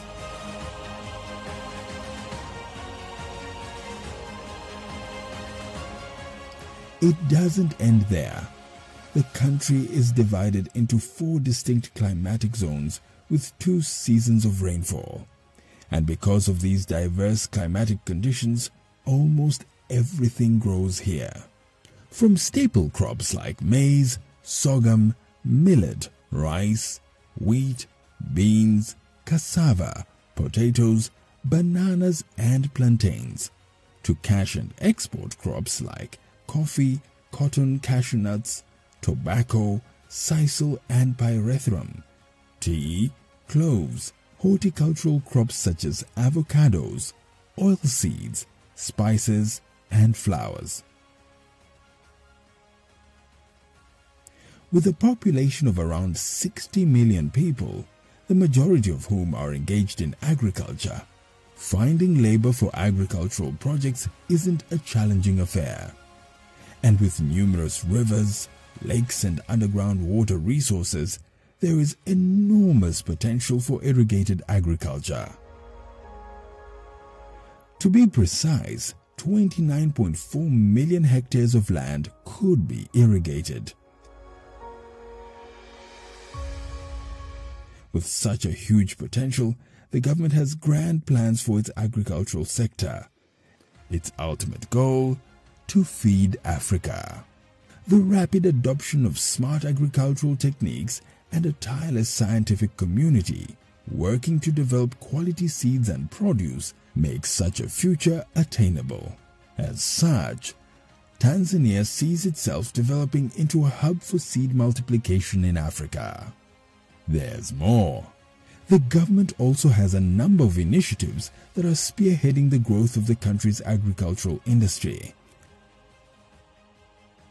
The government runs a massive fertilizer subsidy program for the country's farmers. Through its Building a Better Tomorrow program, the government aims to promote Tanzanian youth engagement in agribusiness for sustainable and improved livelihoods, where it coordinates the establishment of large collective farms or block farms for young people. And with the Southern Growth Corridor of Tanzania in place, the government is actively working to establish other agricultural growth corridors in 7 agroecological zones. Because of these excellent conditions, you are sure to produce, and whatever you produce, you can sell. Great infrastructure, including a network of good roads and rail that connect to a market of more than 500 million people in Eastern and Southern Africa, supports any agricultural venture. What's more, Tanzania is business-friendly. It has a great investor policy, granting investors up to 99-year leases on agricultural land. So why not come to Tanzania? You are not late. Come, let's feed the world together.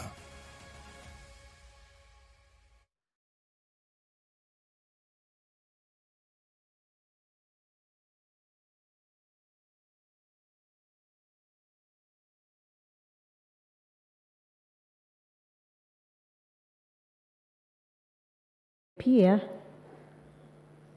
ni mwenyekiti wa Africa Food Prize kwa maneno machache. Nadhani nimemshtukizia, lakini hamna neno, tutakusubiri mheshimiwa.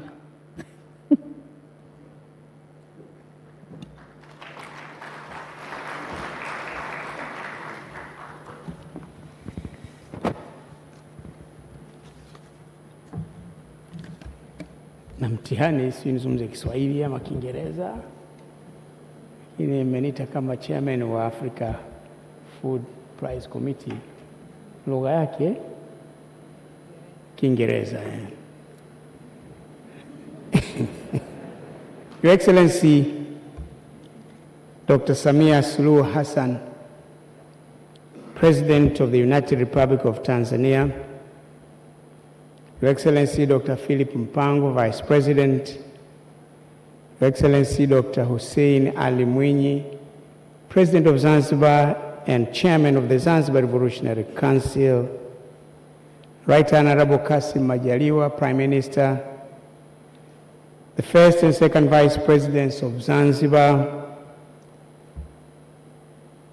Dr. Tulia Ackson, Speaker of the Tanzania National Assembly, Excellency Haile Mariam Desalegn, former Prime Minister of the Federal Democratic Republic of Ethiopia, and our board chairman of AGRA and also AGRF Partners Group, Dr. Agnes Kalibata, President of AGRA, honorable ministers and permanent secretaries, excellencies, ambassadors, and representatives from international organizations, invited guests, ladies and gentlemen. I thank you, President, for the opportunity to speak at this historic event for our country. I congratulate Your Excellency for this important milestone, one of the important milestones in the 2 years of your leadership of our great nation.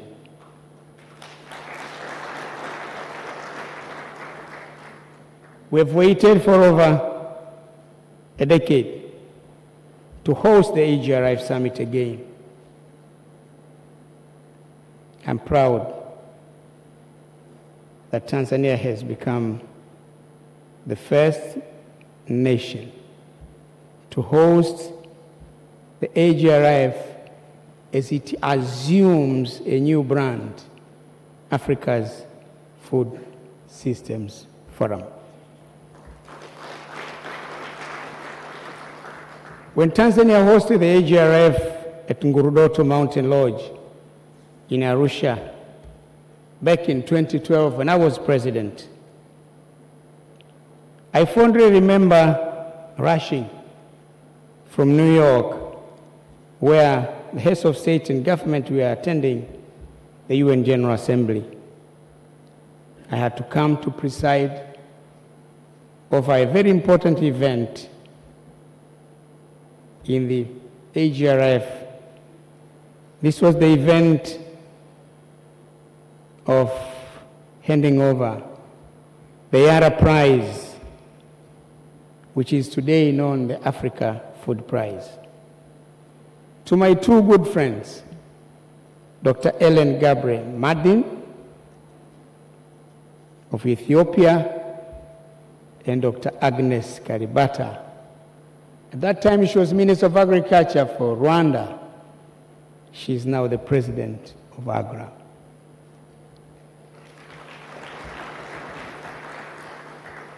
I don't need to ask her to stand because you've already seen her speak and you can see how competent she is. At that time, Kofi Annan was the former Secretary General of the United Nations, was chairman of the board of AGRA. It gives me immense pleasure to welcome the AGRF Forum back to Tanzania. But now, under the chairmanship of a great friend of mine at a personal level, but also a great friend of Tanzania, in the name of His Excellency Haile Mariam Desalegn, former Prime Minister of the Federal Democratic Republic of Ethiopia. Ladies and gentlemen, Africa's Food Systems Forum brings something fresh to Tanzania, which has long been an agricultural powerhouse because of its vast lands, diversified farmers, but most importantly, sound agricultural and economic policies. My humble appeal to you, Your Excellency, and to my fellow Tanzanians, please use the opportunity of the forum to showcase what Tanzania has to offer.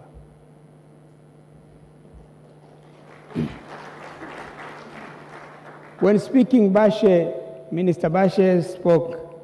It's the first time the launch is done at State House. At that time, even the forum itself was just new. But now it is the first time we are hosting it, we are launching it at the State House. It is an opportunity for us to do something big.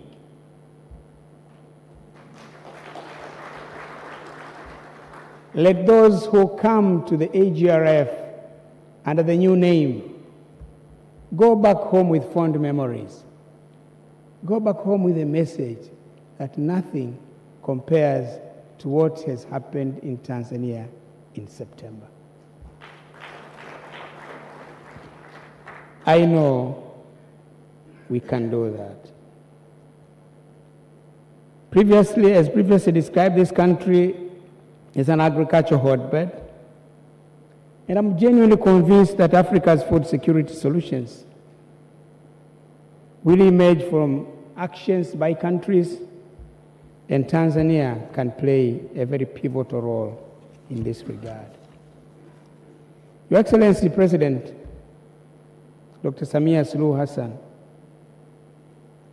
and your esteemed government, I have no doubt that Tanzania will continue to play that essential role in feeding itself, feeding Africa, and the outer world. I'm excited to see how thousands of delegates coming to the Food Systems Forum in September will unpack this year's theme, centered around women and youth.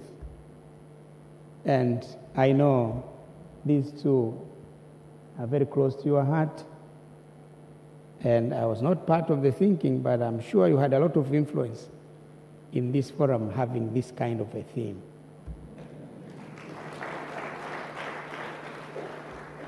Asabashe na ulega, msimwangushe rais. Hakikisheni kwamba inafanikiwa kweli kweli, na kwamba kweli kweli inaonekana kwamba imelenga wanawake na vijana.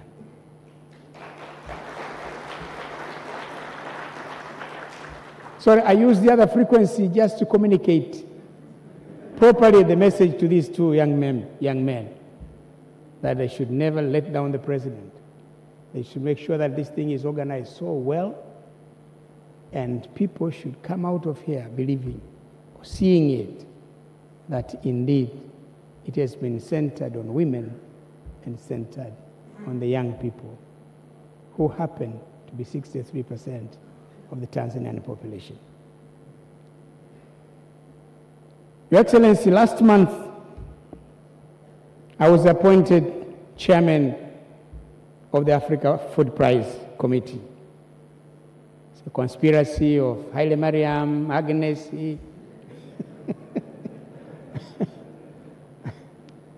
I could not attend the meeting. I was participating by Zoom. And then they said, no, we wait a bit. And then we've been discussing you. I said, discussing me? What have I done wrong?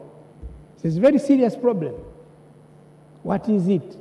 We have appointed you chairman of the Africa Food Prize Committee. Madam President, that's the price of doing bad things. But I accepted it wholeheartedly because I have strong commitment to agriculture.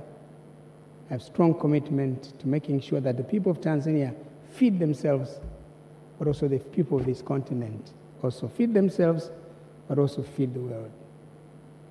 60% of the world's unused, not underused, unused arable land is in Africa.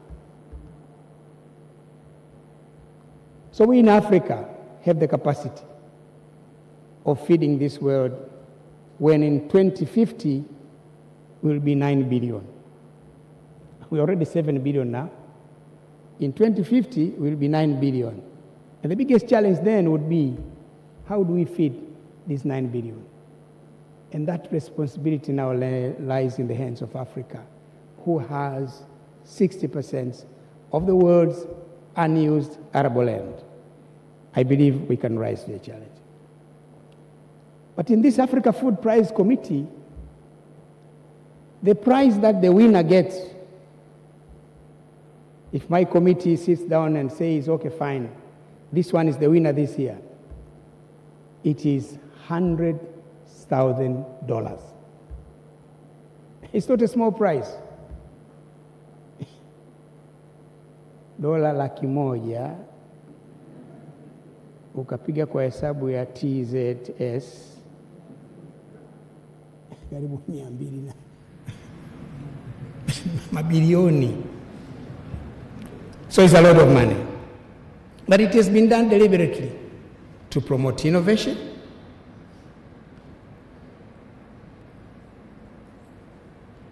to promote creativeness on the part of the people of this continent, so that we can increase food productivity and production and feed ourselves. One of the reasons why Africa Food Prize exists is to inspire and honor sustainable innovations that shine a bright spot on what can be possible in addressing the constraints that undermine food security in Africa. The Africa Food Prize and other partners remain committed to changing the status quo of smallholder farmers from survival to thriving. Join our efforts in identifying and recognizing the innovators who work tirelessly to search for solutions and respond to the food and nutrition challenges around the continent. It is now time to come up with proposals of who do you think should be the awardee this year. So we have that opportunity. I'm sure there are many Tanzanians who can be part of that. Kwa lugha mjini anasema changamkieni fursa. Tutapata $100,000. I want to invite you to engage with the Africa Food Prize, a vital part of the Food Systems Summit, because at the Food Systems Summit in September here, that's the time when we'll be giving the award. We do it at AGRF. I call upon us to participate in the nomination exercise by identifying outstanding individuals or organizations for the 2023 Food Prize, for Africa Food Prize. I'm excited to see the quality of the selections that are going to come. As I conclude, I want to recognize the efforts of Your Excellency, Madam President, Dr. Samia Suluhu Hassan, and your entire government in ensuring that youth and women are at the center of this country's food systems. Ladies and gentlemen, we must now work extra hard to derive local solutions to our hunger and nutrition challenges. The upcoming Food Systems Summit provides an excellent opportunity to establish the alliance, partnerships, and plans that will get us well on our feet. Madam President, Excellencies, ladies and gentlemen, thank you for your kind attention.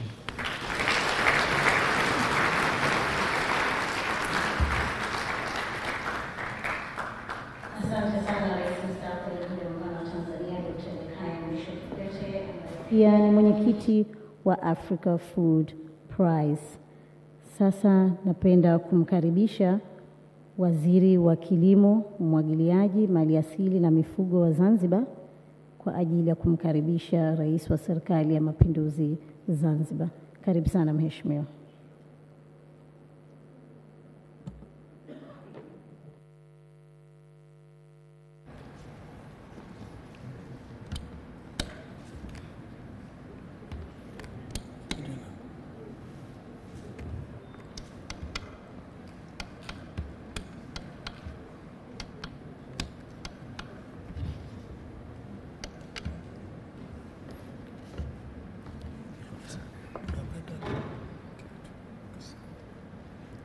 Mheshimiwa Daktari Samia Suluhu Hassan, Mheshimiwa Rais wa Jamhuri ya Muungano wa Tanzania, Mheshimiwa Waziri Mkuu,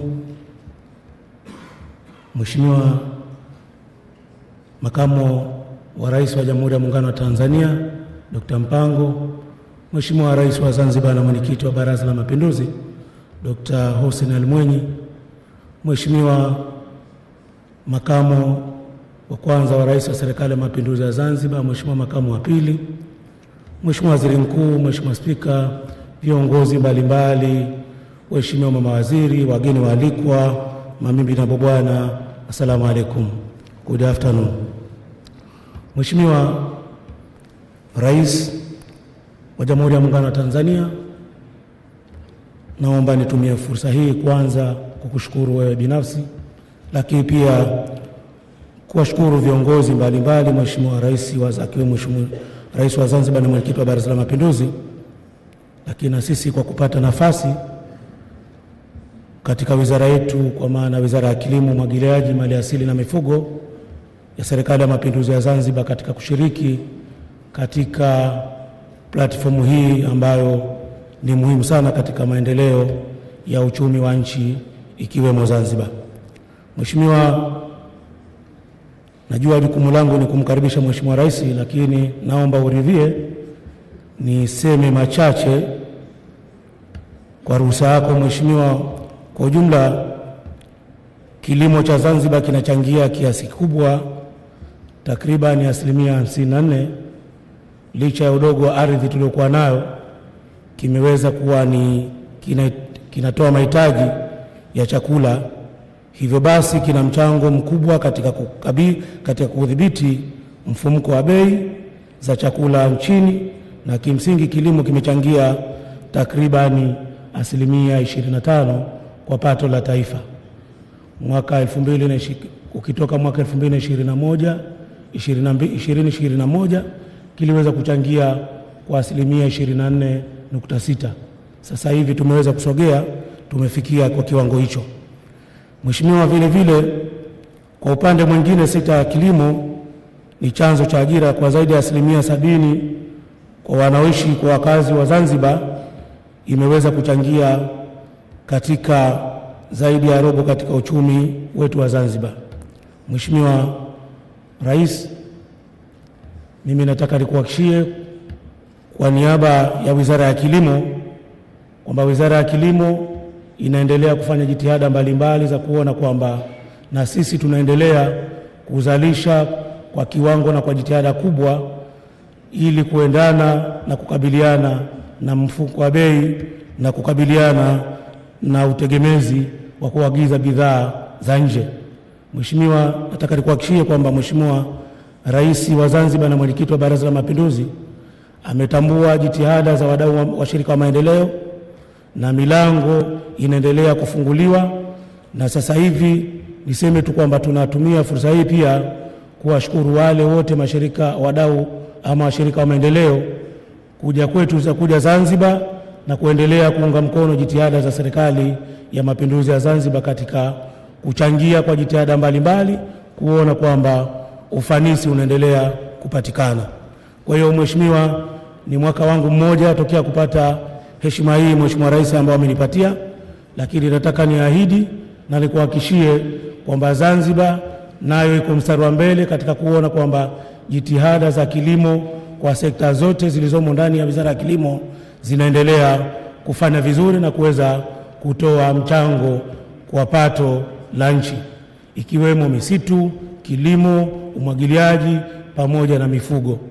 Kwa hiyo Mheshimiwa, ni imani yangu kwamba kwa mwaka huu Mheshimiwa Rais wa Zanzibar ameweza kununua ama kusaidia wizara kupata tani 88 za mbegu za mpunga ambao zinunuliwa kwa upande wa wenzetu utafiti Tanzania bara, na sasa hivi tayari mbegu imeshaanza kugaiwa, na sasa hivi wakulima wanaendelea kujitayarisha na kilimo cha msimu huu tunaenda.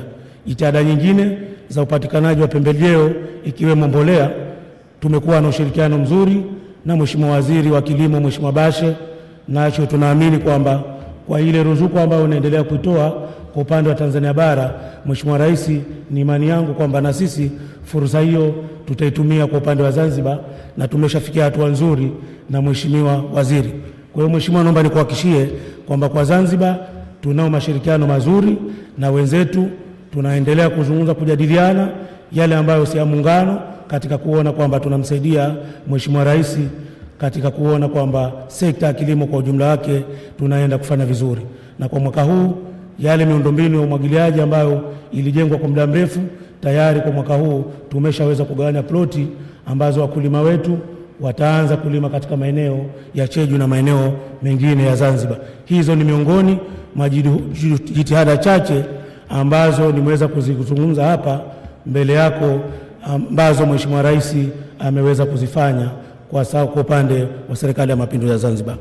Baada ya maelezo hayo, kwa sababu ya forum hii sio kwangu, naomba nitumie fursa hii sasa, Mheshimiwa Rais wa Zanzibar na mwenyekiti wa Baraza la Mapinduzi, naomba sasa nikukaribishe rasmi uje uzungumze na hadhara hii. Asante sana Mheshimiwa Rais, karibu sana tafadhali.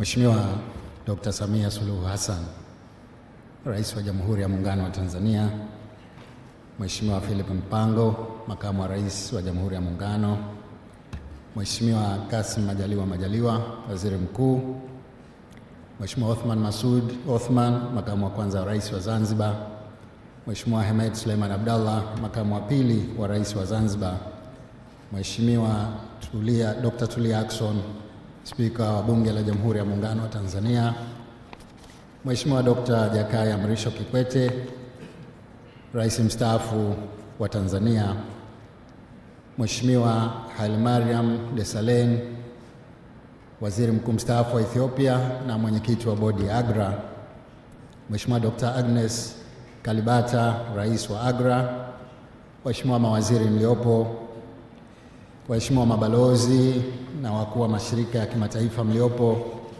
washirika wa maendeleo, wawakilishi wa sekta binafsi, viongozi wa vyama vya siasa, wakuu wa vyombo vya ulinzi na usalama, viongozi wa dini, wanahabari, wageni waalikwa, mabibi na mabwana.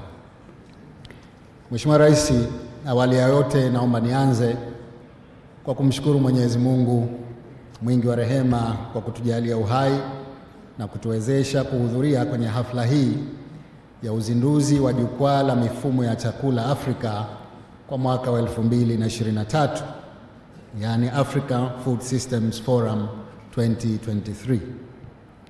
Jukumu nililopewa leo ni kukukaribisha wewe uweze kuzungumza na hadhara hii, lakini kabla sijafanya hivyo, naomba uniruhusu niseme mambo mawili tu, kwa sababu waliozungumza kabla yangu wameshazungumza yote. La kwanza, Mheshimiwa Rais,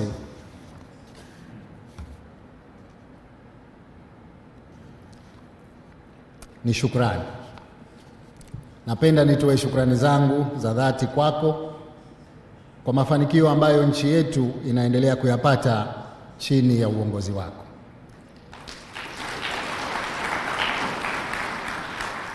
Ni dhahiri kuwa kutokana na kazi nzuri unayoifanya imewezesha Tanzania kuchaguliwa kuwa mwenyekiti wa mkutano huu. Mheshimiwa Rais, nchi yetu ina fursa kubwa ya uwekezaji katika sekta ya kilimo. Kwa hivyo ni matumaini yetu kuwa mkutano huu utatoa nafasi nzuri ya kuzifafanua kwa kina fursa hizi kwa dunia na kuvutia uwekezaji. Jambo la pili ni pongezi. Mheshimiwa Rais, tunakupongeza kwa sababu kuwepo kwa mkutano huu katika nchi yetu kunadhihirisha utashi na dhamira ulionayo ya kumkomboa mwananchi wa Tanzania kwa kutengeneza ajira miongoni mwa vijana na wanawake katika sekta ya kilimo. Hatua hiyo ni namna bora ya kuzitumia rasilimali mbalimbali alizotujalia Mwenyezi Mungu, zikiwemo utajiri wa ardhi kubwa tuliokuwa nayo yenye rutuba pamoja na mifugo mingi. Hatuna shaka kwamba mkutano huo utafungua fursa nyingi za uwekezaji katika sekta ya kilimo na hivyo kutoa ajira nyingi kwa wananchi wetu kupitia kilimo cha mkataba na fursa za masoko ya bidhaa watakazokuwa wanazalisha. Mheshimiwa Rais, ilani yetu ya Chama cha Mapinduzi imeeleza kwamba au imeahidi kutoa ajira milioni 3 kwa Tanzania bara na 300,000 kwa Zanzibar. Hakuna sekta itakayotuwezesha kufanya hayo zaidi ya hii sekta ya kilimo. Kwa hivyo napenda kuchukua fursa hii kwa mara nyingine tena kukushukuru sana kwa wazo hili zuri la kuifungua nchi yetu katika eneo au sekta ya kilimo na kuvutia uwekezaji katika eneo hili. Sisi kule Zanzibar, watu wetu wengi wameajiriwa au wamejiajiri katika eneo la uvuvi na ukulima wa mwani. Na kwa upande wa ukulima wa mwani, karibu 90% wanaofanya kazi hiyo ni wanawake. Kwa hivyo tutakuwa tayari kuja kuonyesha fursa nyingi tulizokuwa nazo katika eneo la kilimo na ukulima wa mwani pamoja na uvuvi kwa Zanzibar. Sekta hii bila shaka itatuwezesha kuajiri watu wengi kama nilivyosema awali, na hususan vijana wetu na wanawake. Leo tunapozungumza tuna vijana wengi sana, wengine wanaoshindwa kuendelea na vyuo vikuu, lakini wengi ambao wanamaliza vyuo vikuu hawana ajira. Tuna imani kwamba uwekezaji katika sekta hii utaweza kutoa ajira nyingi kwa wote hawa vijana ambao kwa sasa wengi wao hawajaweza kujiajiri kikamilifu.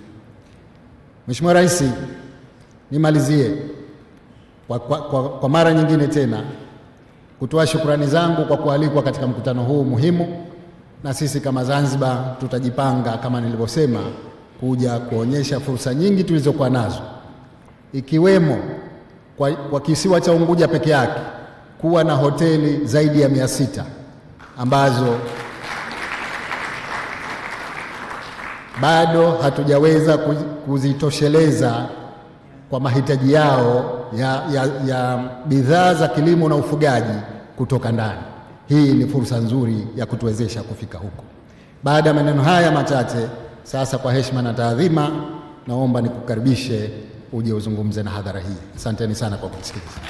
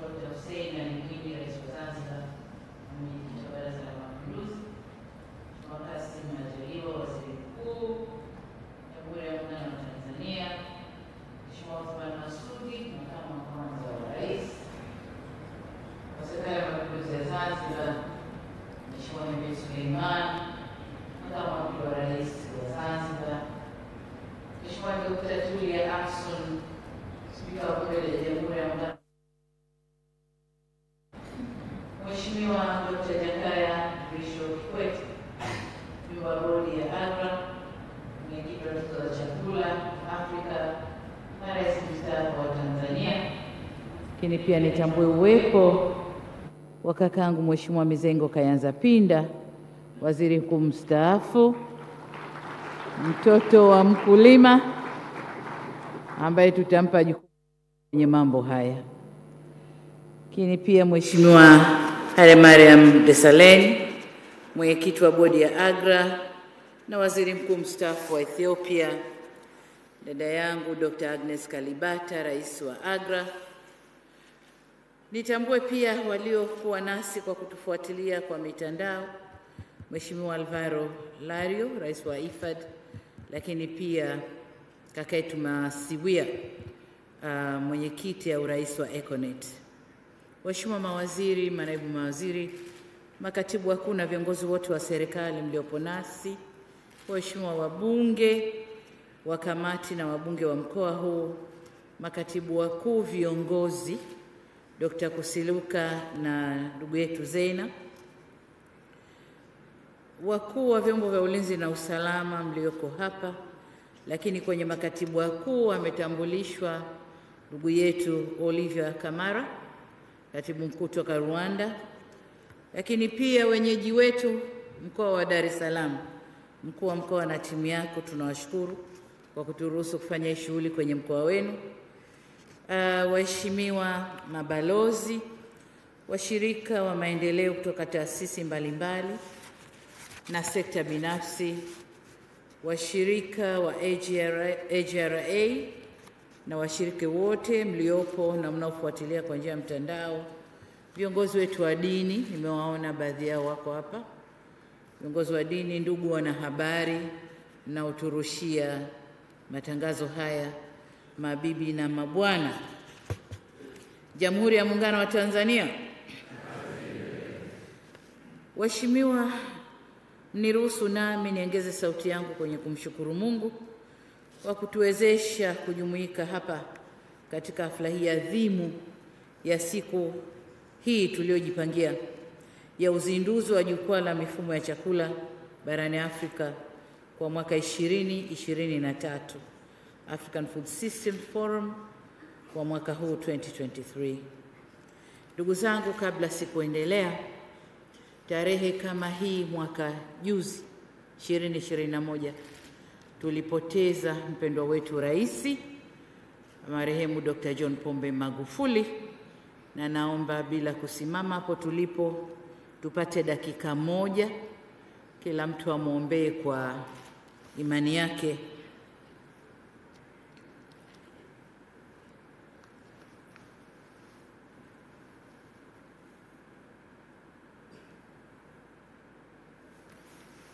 Mwenyezi Mungu ailaze roho yake pahali pema peponi. Amen.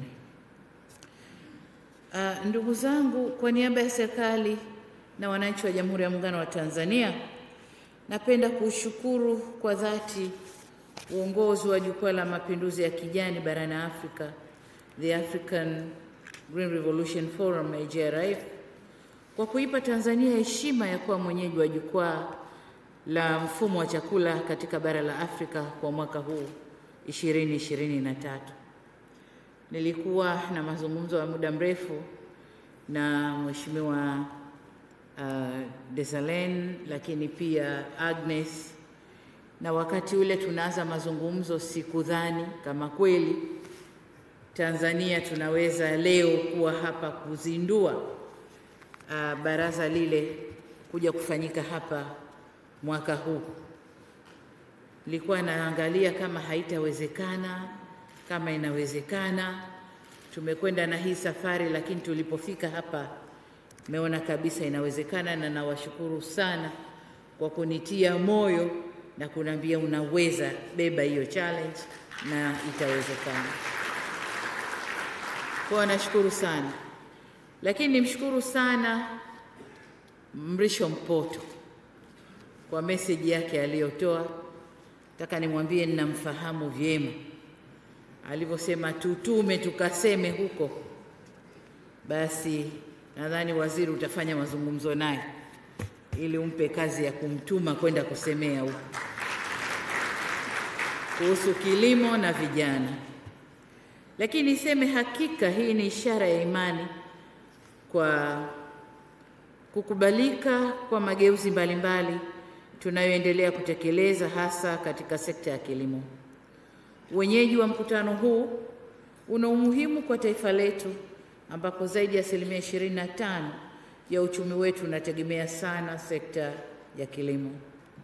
Kwa miaka mingi kilimo chetu kilikuwa ni kilimo cha kujikimu na hatukwenda hasa kwenye kilimo cha biashara, ukiacha yale mazao ambayo kiutamaduni wetu ndio mazao yetu yalikuwa ya biashara: pamba, kahawa, chai na mazao kama hayo. Lakini mengine haya hatukwenda kibiashara, kwa tunalima tukujikimu. Sasa serikali kwa makusudi tumeamua kutoa kipaumbele kwa sekta hii ya kilimo, na sababu nitazisema baadaye. Na ni matumaini yangu kuwa kufanyika kwa mkutano huu ni hatua moja mbele na mwanzo mzuri wa kupatikana kwa matokeo tunayoyatarajia kwenye sekta hii ya kilimo. Lakini niseme shukrani zangu pia ni kwa wote waliojitoa kwa hali na mali kufanikisha shughuli yetu ya leo. Kwa wageni wetu mliotoka mbali, poleni kwa safari, karibuni Tanzania. Pamoja na wale ambao wanatufuatilia kwenye mitandao, tunawaambia asanteni sana kwa kujumuika nasi. Najua nyote ni wakereketwa wa kilimo, na kwa pamoja tutashirikiana kuhakikisha kuwa swala la usalama wa chakula na lishe au lishe bora ni ajenda ya kila mmoja wetu.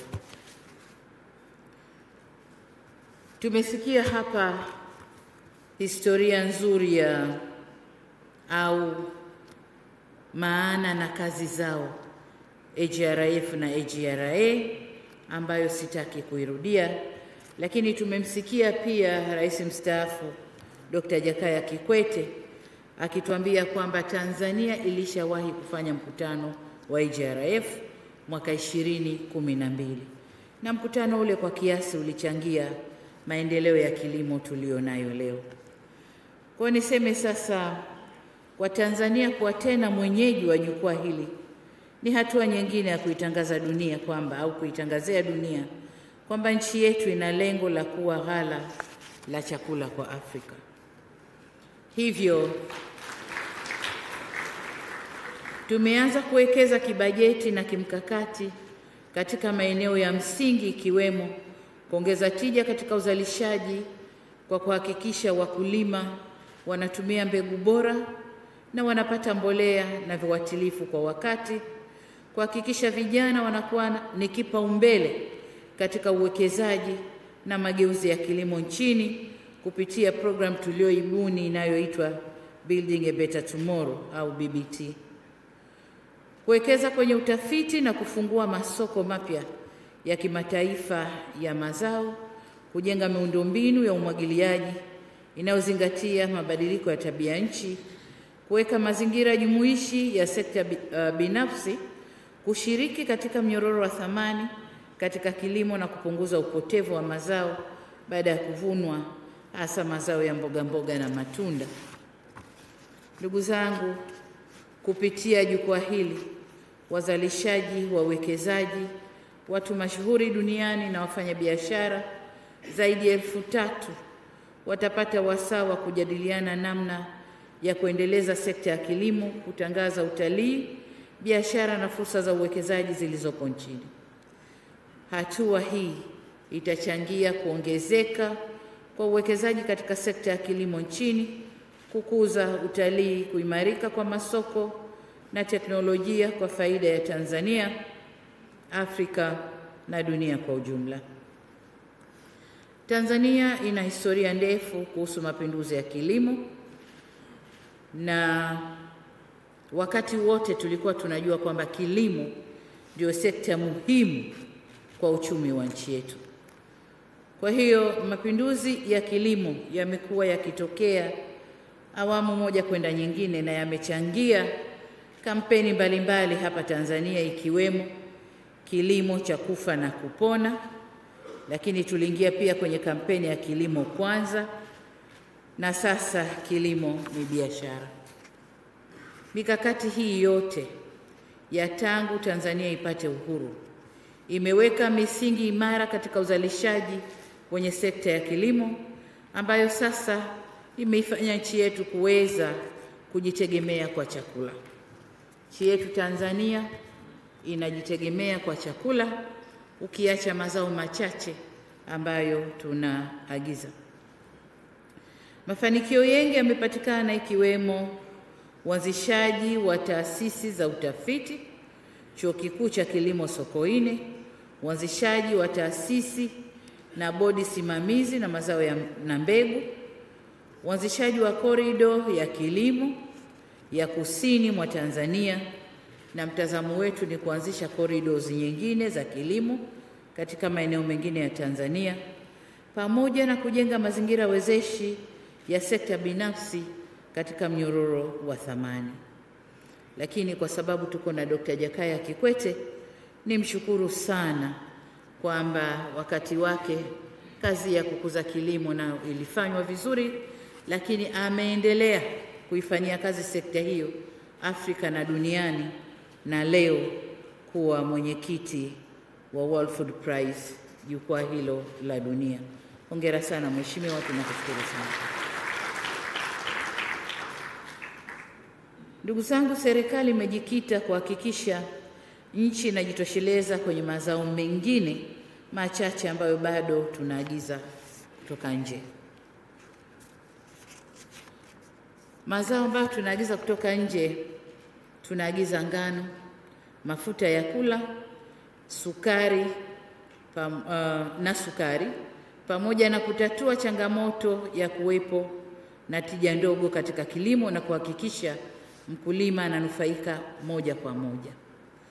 Kwa tumesema kwamba tunajitosheleza, lakini kuna mazao ambayo bado, ngano ni mojawapo.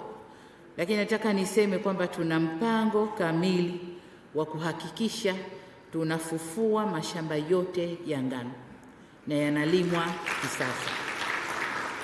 Lakini kwenye mafuta ya kula tumejipanga vizuri kwa kutumia vijana wetu kwenda kuzalisha mafuta ya kula kule Kigoma Michikichi na maeneo mengine Nazi. Tunakwenda kujipanga vyema kuhakikisha tunakwenda kujitosheleza kwenye mafuta ya kula pia. Kwa upande wa sukari, nilikuwa nasoma taarifa hivi karibuni na nikakuta sukari tumetoka kwenye pengo kubwa la kuto kujitosheleza kwa sukari, lakini tumeshuka vizuri, na mpaka mwaka huu tulionao pengo letu ni tani 30,000 tu, ambazo kwa mwakani viwanda vinavyokuja kujengwa na viwanda vinavyotanuliwa vinavyoongeza uzalishaji, tunakwenda kupunguza zaidi pengo la sukari. Tutakwenda kujielekeza sasa kwenye kuzalisha sukari ya viwandani, lakini sukari ya kutumiwa na wananchi tunakwenda kujitosheleza. Kwa hilo ndilo lengo la serikali, kujitosheleza kwa chakula, lakini pia kwa ghala la chakula kwa Afrika. Lengo letu kubwa ni kuhakikisha kuwa hadi kufikia mwaka 2030 kupitia mkakati wetu wa ajenda 1030 kilimo ni biashara, tunafikia lengo la kuweza kuifanya sekta ya kilimo ichangie kwa 30% kwenye ukuaji wa pato la taifa, lakini pia kuhakikisha Tanzania inajitosheleza kwa chakula na kulisha nchi jirani na ikiwezekana bara la Afrika. Kwa sababu tunasema chakula ndio usalama wa nchi, na bila chakula nchi zetu zinakuwa haziko salama. Kwa lazima tuhakikishe tuna chakula cha kutosha ili kulinda usalama wa nchi zetu. Ndugu zangu, tunapozungumza kilimo hapa, watu wengi watadhani tunazungumza crop farming, kilimo cha mazao. Lakini walionitangulia wameiweka vizuri kwamba kilimo ni pamoja na uvuvi, ni pamoja na livestock keeping, kufuga. Sasa katika maeneo yote hayo tunakwenda kujipanga vizuri. La kufurahisha ni kwamba kwa upande wa kilimo cha mazao tayari tumeanza mradi wa vijana wa block farming au cluster farming kwa vijana katika mazao niliyoyataja kwamba tuna upungufu, na tarehe 20 mwezi huu, kesho kutwa, na kwenda kuzindua huo mpango pale Dodoma, lakini mikoa mingine itafuatia. Tunakwenda kuanza na vijana 812 kuwaingiza kwenye mafunzo, na wanapohitimu tunakuja kuwakabidhi hati zao za ardhi ili waanze kazi katika maeneo ambayo tayari tulishaekea miundombinu ya kumwagilia.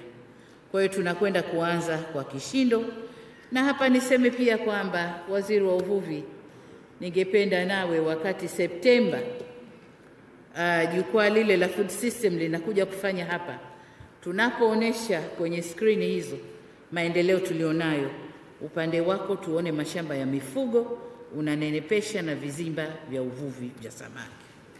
Na hii ni kwa Tanzania bara na Zanzibar, mawaziri wote mko hapa, kwa Tanzania bara na Zanzibar.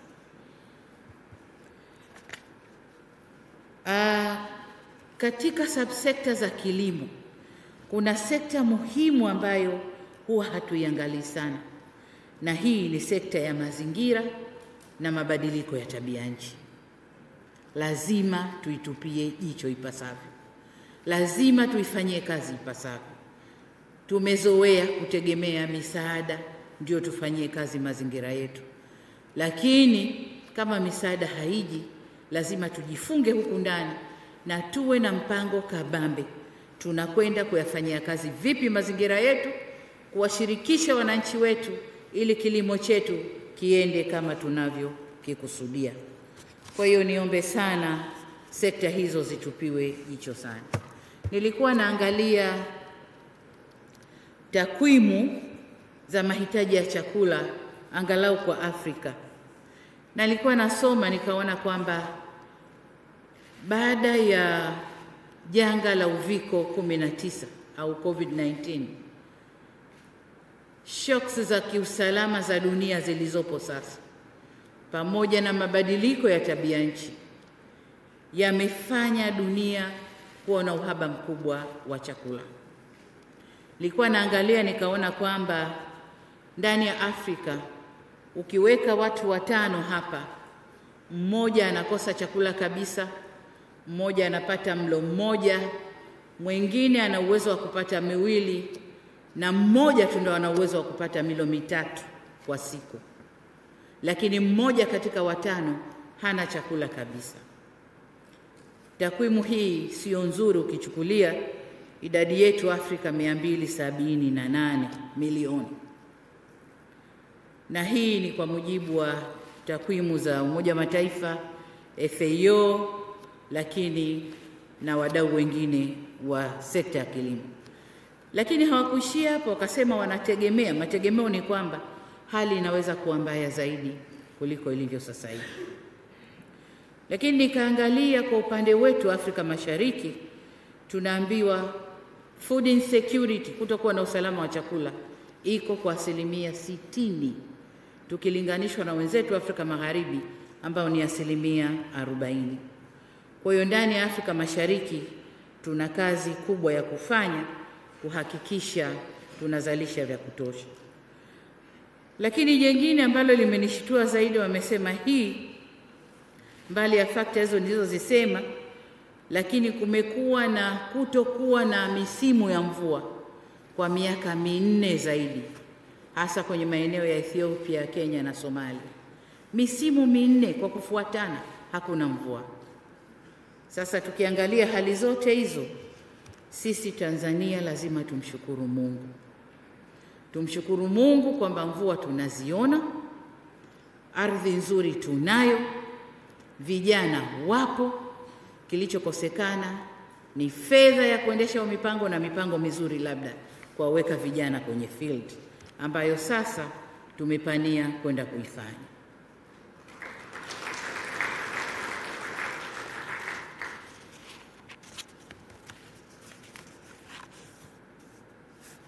Tarehe 25-27 Januari mwaka huu nilishiriki mkutano wa wakuu wa nchi za Afrika kuhusu utoshelevu na ustahimilivu wa chakula uliofanyika kule Dakar, Senegal. Na kule ndiko ndugu zangu Desalen na Agnes waliko ni bana kweli kweli, lazima uivalie njuga hii Tanzania, una vitu vyote, lazima you take it.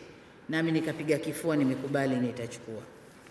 Hasa katika mkutano huo, viongozi wa Afrika tulitoa tamko la kutekeleza mikakati ya kujitosheleza kwa chakula na kufungua fursa za kuongeza uzalishaji wa chakula barani Afrika. Ili kutekeleza tamko hilo, tuliazimia kuwa pamoja na mambo mengine tuunde mabaraza ya kukuza kilimo na kuongeza uzalishaji wa chakula. Napenda niwajulishe kwamba tayari serikali ya Jamhuri ya Muungano wa Tanzania tumeshaunda baraza hilo la kuangalia utoshelevu wa chakula Tanzania, au tunaita Presidential Food and Agriculture Delivery Bureau, na baraza hili litakuwa na wajumbe hawa wafuatao: Mheshimiwa Mizengo Kayanza Pinda, Waziri Mkuu mstaafu wa Jamhuri ya Muungano wa Tanzania, ambaye pia atakuwa mwenyekiti wa baraza. Mtoto wa mkulima, miaka yake yote alikuwa anasema mimi ni mtoto wa mkulima. Sasa mwanga mpe nani? Mchawi mpe mtoto ale, sio? Mheshimiwa Waziri Mkuu, tunakukabidhi baraza la kukuza kilimo Tanzania. Lakini wajumbe wengine watakuwa ni Mheshimiwa Haile Mariam Desalegn, ambaye pia atakuwa ni mjumbe wa baraza letu, na yeye tumemweka kwa sababu yuko machimboni huko, lakini kubwa ni yeye aliyesema Tanzania move move move. So katika ule mwendo yeye ndio atakuwa anatusukuma tuende huo mwendo. Tumemweka pia Bwana Geoffrey Kirenga, mkurugenzi mtendaji wa SAGOT, na hii ni kwa sababu ya performance nzuri katika eneo lile ukanda wa SAGOT, na tunataka utumie experience hiyo hiyo kufungua zoni nyingine za kilimo ndani ya Tanzania. Lakini pia tuna Bwana Andrew Masawe ambaye alikuwa katibu mkuu wa Wizara ya Kilimo. Sasa ile experience aliyoipata miaka yote aende akatumie huko. Baraza hili pia litakuwa na secretariat yenye wajumbe wafuatao: kwanza Dr. Florence Turuka ambaye alikuwa katibu mkuu ndani ya serikali yetu, lakini kwa sasa ni mhadhiri wa chuo kikuu cha Sokoine cha kilimo pale SUA. Lakini mjumbe mwingine wa secretariat ni Dr. Jacqueline Mkindi, mkurugenzi mtendaji wa Tanzania Horticulture Association TAHA, tukijua kwamba kwa sasa hivi mazao yanayoleta fedha haraka ni horticulture. Kwa hiyo tunakuweka huko kawaingize vijana kwenye horticulture, ni quick win sector, tuuze tupate fedha haraka. Lakini pia mjumbe mwingine wa secretariat ni Dr. Mwatima Juma. Yeye ni mwenyekiti wa Tanzania Organic Agriculture Movement au TOAM. Kwa hiyo hili ndio baraza na wajumbe wa secretariat. Tunawatakia kazi njema, na kwa namna ya pekee napenda kuchukua fursa hii kumshukuru sana Mheshimiwa Desalegn kwa kukubali uteuzi wetu. Tulimconsult kwanza na akasema go ahead, niko nyuma yenu. Kwa hiyo tunashukuru sana. Nia ya serikali ni kushirikiana na wenzetu kutekeleza azma ya nchi za Afrika kujitosheleza kwa chakula. Penda nitumie fursa ya mkutano huu pia kuzindua rasmi baraza hili siku ya leo. Kwa hiyo kesho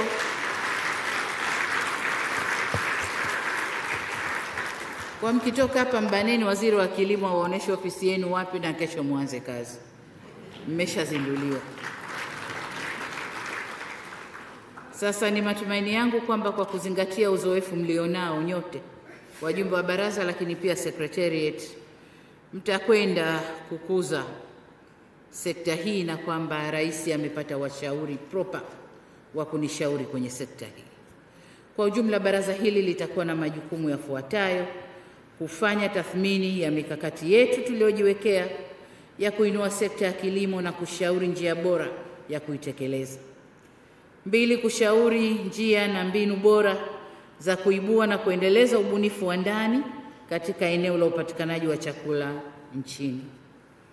3, kushauri njia bora za kuimarisha sekta ya fedha na kuwezesha upatikanaji wa mitaji na fedha kwa wawekezaji na wakulima nchini. Na nimefurahi mabenki yako hapa, na hongereni na asanteni kwa kuitikia wito wa kushusha riba. Mmefika 9%, na imani jinsi tunavyokwenda mtaangalia njia za kuweza kushuka zaidi. Nilikuwa nazungumza sekta ya fedha. Kwenye sekta ya fedha ikiwemo kuimarisha mifumo ya dhamana za mikopo kwa wakulima na uimarishaji wa vyama vya kuweka na kukopa kule kwa wakulima wenyewe.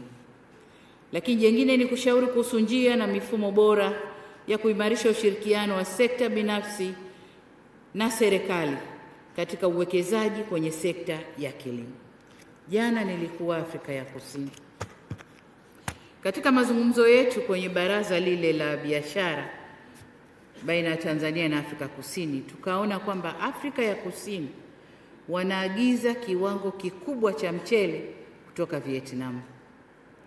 Kwa tukawaambia Tanzania sisi tuna hekta 22 milioni ambazo zinaweza kupandwa mpunga na kutumia irrigation.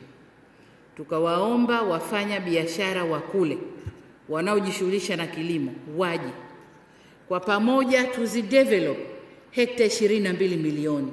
Fikirieni tutazalisha chakula cha kiasi gani?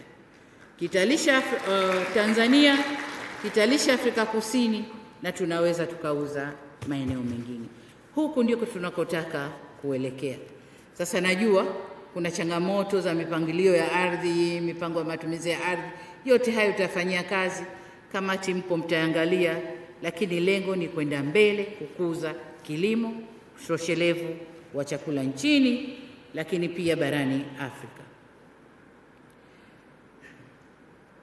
Jambo jingine ambalo tutataka kamati wafanye ni kuchagiza na kusaidia upatikanaji wa mikopo au misaada kutoka kwa washirika wa maendeleo kwa ajili ya kuwekeza kwenye kilimo. Secretariat ina watu wazuri sana. Bi Mwatima, Dr. Mwatima yuko pale, alikuwa IFAD mpaka anastaafu.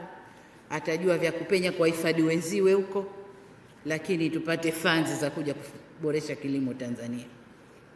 Lakini jingine kushauri njia bora na endelevu ya kuwajumuisha vijana katika uwekezaji wa serikali. Na hapa ninaposema vijana ni vijana na wanawake katika uwekezaji huu ndani ya kilimo. Kwa ujumla ninawatakia kila laheri, nawatakia kazi njema. Matumaini yetu yako kwenu. Tanzania inawatizama nyinyi. Tukifanikiwa ni nyinyi, mkituangusha mmetuangusha nyinyi, lakini being wa Tanzania wa kweli sidhani kama mtatuangusha. Ndugu zangu, kwa kumalizia, napenda kutoa wito kwa jumuiya ya kimataifa, washirika wa jukwaa la AGRF, sekta binafsi na washirika wa maendeleo kushiriki kikamilifu katika mkutano huo unaokuja wa maendeleo ya sekta ya kilimo ili kuimarisha mifumo ya chakula barani Afrika.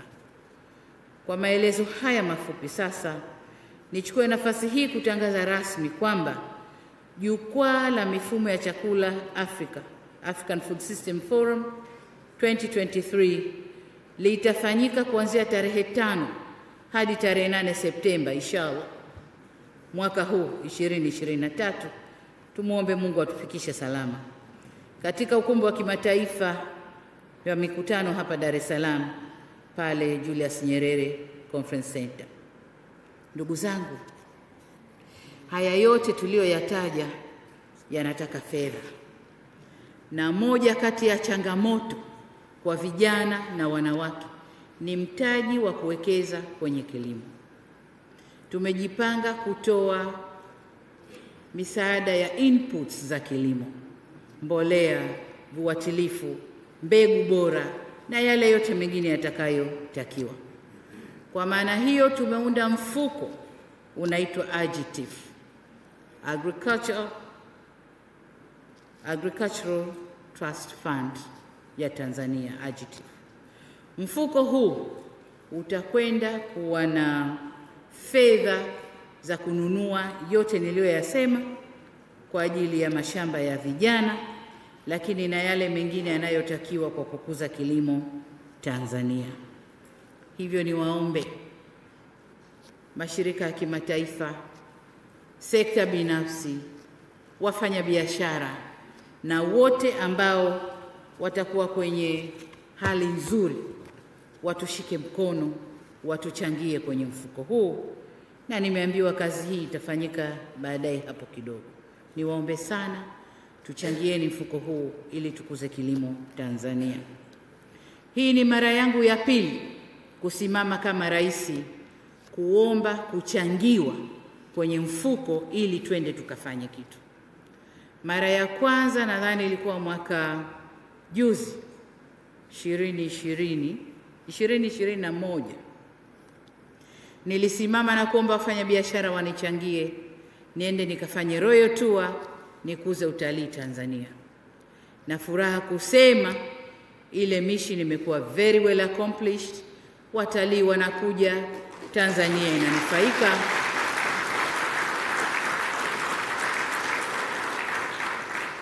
Na wafanya biashara hasa walioko kwenye sekta ya utalii, lakini na wale wanaolisha mahotelini, mnajua kwamba sasa biashara kule imeimarika. Narudi tena mara ya pili kuomba nichangiwe ili nende nikakuze mfuko wa kilimo, niimarishe kilimo Tanzania. Lakini ombi langu la pili ni kwa wasanii. Nimeambiwa wasanii wako hapa. Mrisho Mpoto, wengine simameni. Nilipokuwa sijaja hapa nimeona kwenye screen, nimemuona mwanangu Alikiba yuko hapa. Amesimama na wengine mko hapa. Huko nyuma tulipokuwa tuna kampeni za kilimo, ni wasanii walihamasisha kampeni zile za kilimo. Nyimbo mbalimbali, michezo mbalimbali, matangazo mbalimbali. Naomba mkatunge mkono hapa pia. Mrisho Mpoto ameomba ubalozi na hakika ameshapewa, waziri yuko hapa, lakini na wasanii wengine waliokuweko hapa. Wasanii wengine waliokuweko hapa, mwende mkakae na waziri muone vipi mtaweza kusaidia kuwafanya vijana wenzenu. Sababu kilimo ni biashara ya wanawake kwa sasa hivi. Kwa wanawake hatuna shida. Tunajua wapo wanataka kuongezewa tu nguvu. Vijana wa kiume, mwende mkawashawishi vijana wa kiume waingie. Lakini nashukuru pia kwamba mpaka tutakapofika tarehe 20, nilikuwa nazungumza na waziri wa kilimo juzi kama wiki 2 zilizopita, nikamwambia umepata vijana wangapi? Akanambia nina vijana mpaka siwezi kuwahudumia. Mpaka siku ile nazungumza naye alikuwa na vijana karibu 25,000 ambao wameomba kuingia kwenye huo mfumo. Sasa uwezo wetu ni mdogo, land ipo, tumesha identify maeneo huko mikoani, ardhi ipo, uwezo wetu ni kuwasomesha, kuwajengea mahanga, kuwapatia vitendea kazi, waende wakafanya. Na ndio maana tunaalika private sector waje wafanye kazi nao hawa vijana kwenye zile clusters zao. Ambaye yuko interested kwenye soya aje, tutampeleka kwa vijana wanaolima soya. Ambaye yuko interested kwenye mahindi atakwenda kwenye mahindi. Wale wa mafuta ya kula atakwenda kwenye mafuta ya kula. Kwa hiyo niombe kwa ujumla mtuunge mkono ili mpango huu wa kukuza kilimo Tanzania na kulisha Afrika uweze kufanikiwa.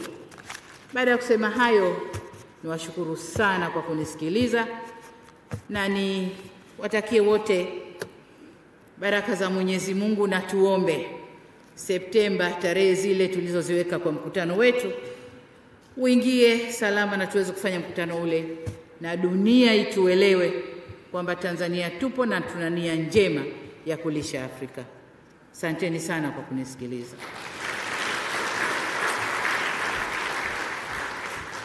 Asante sana Mheshimiwa Rais. Kabla hujakaa hizo shamba za kuzindua rasmi, tunaomba tafadhali uje hapa. Hapo ndio sasa itakuwa rasmi. Mweze kukaa tafadhali. Mweze kukaa ili tupate hizo shamba. 1, 2, 3.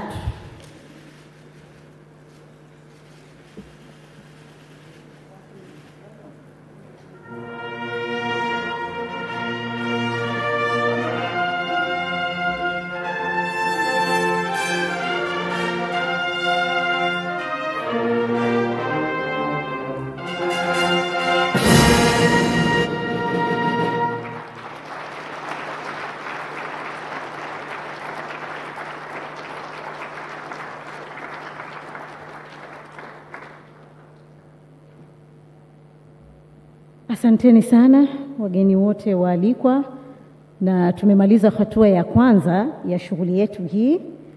Sasa hivi naomba nimwalike mwenzangu Dr. Blandina, tafadhali uje kwa hatua ya pili. Ameniomba nimsaidie kidogo, lakini yeye ndo hasa atashika hatamu. Karibu sana Blandina.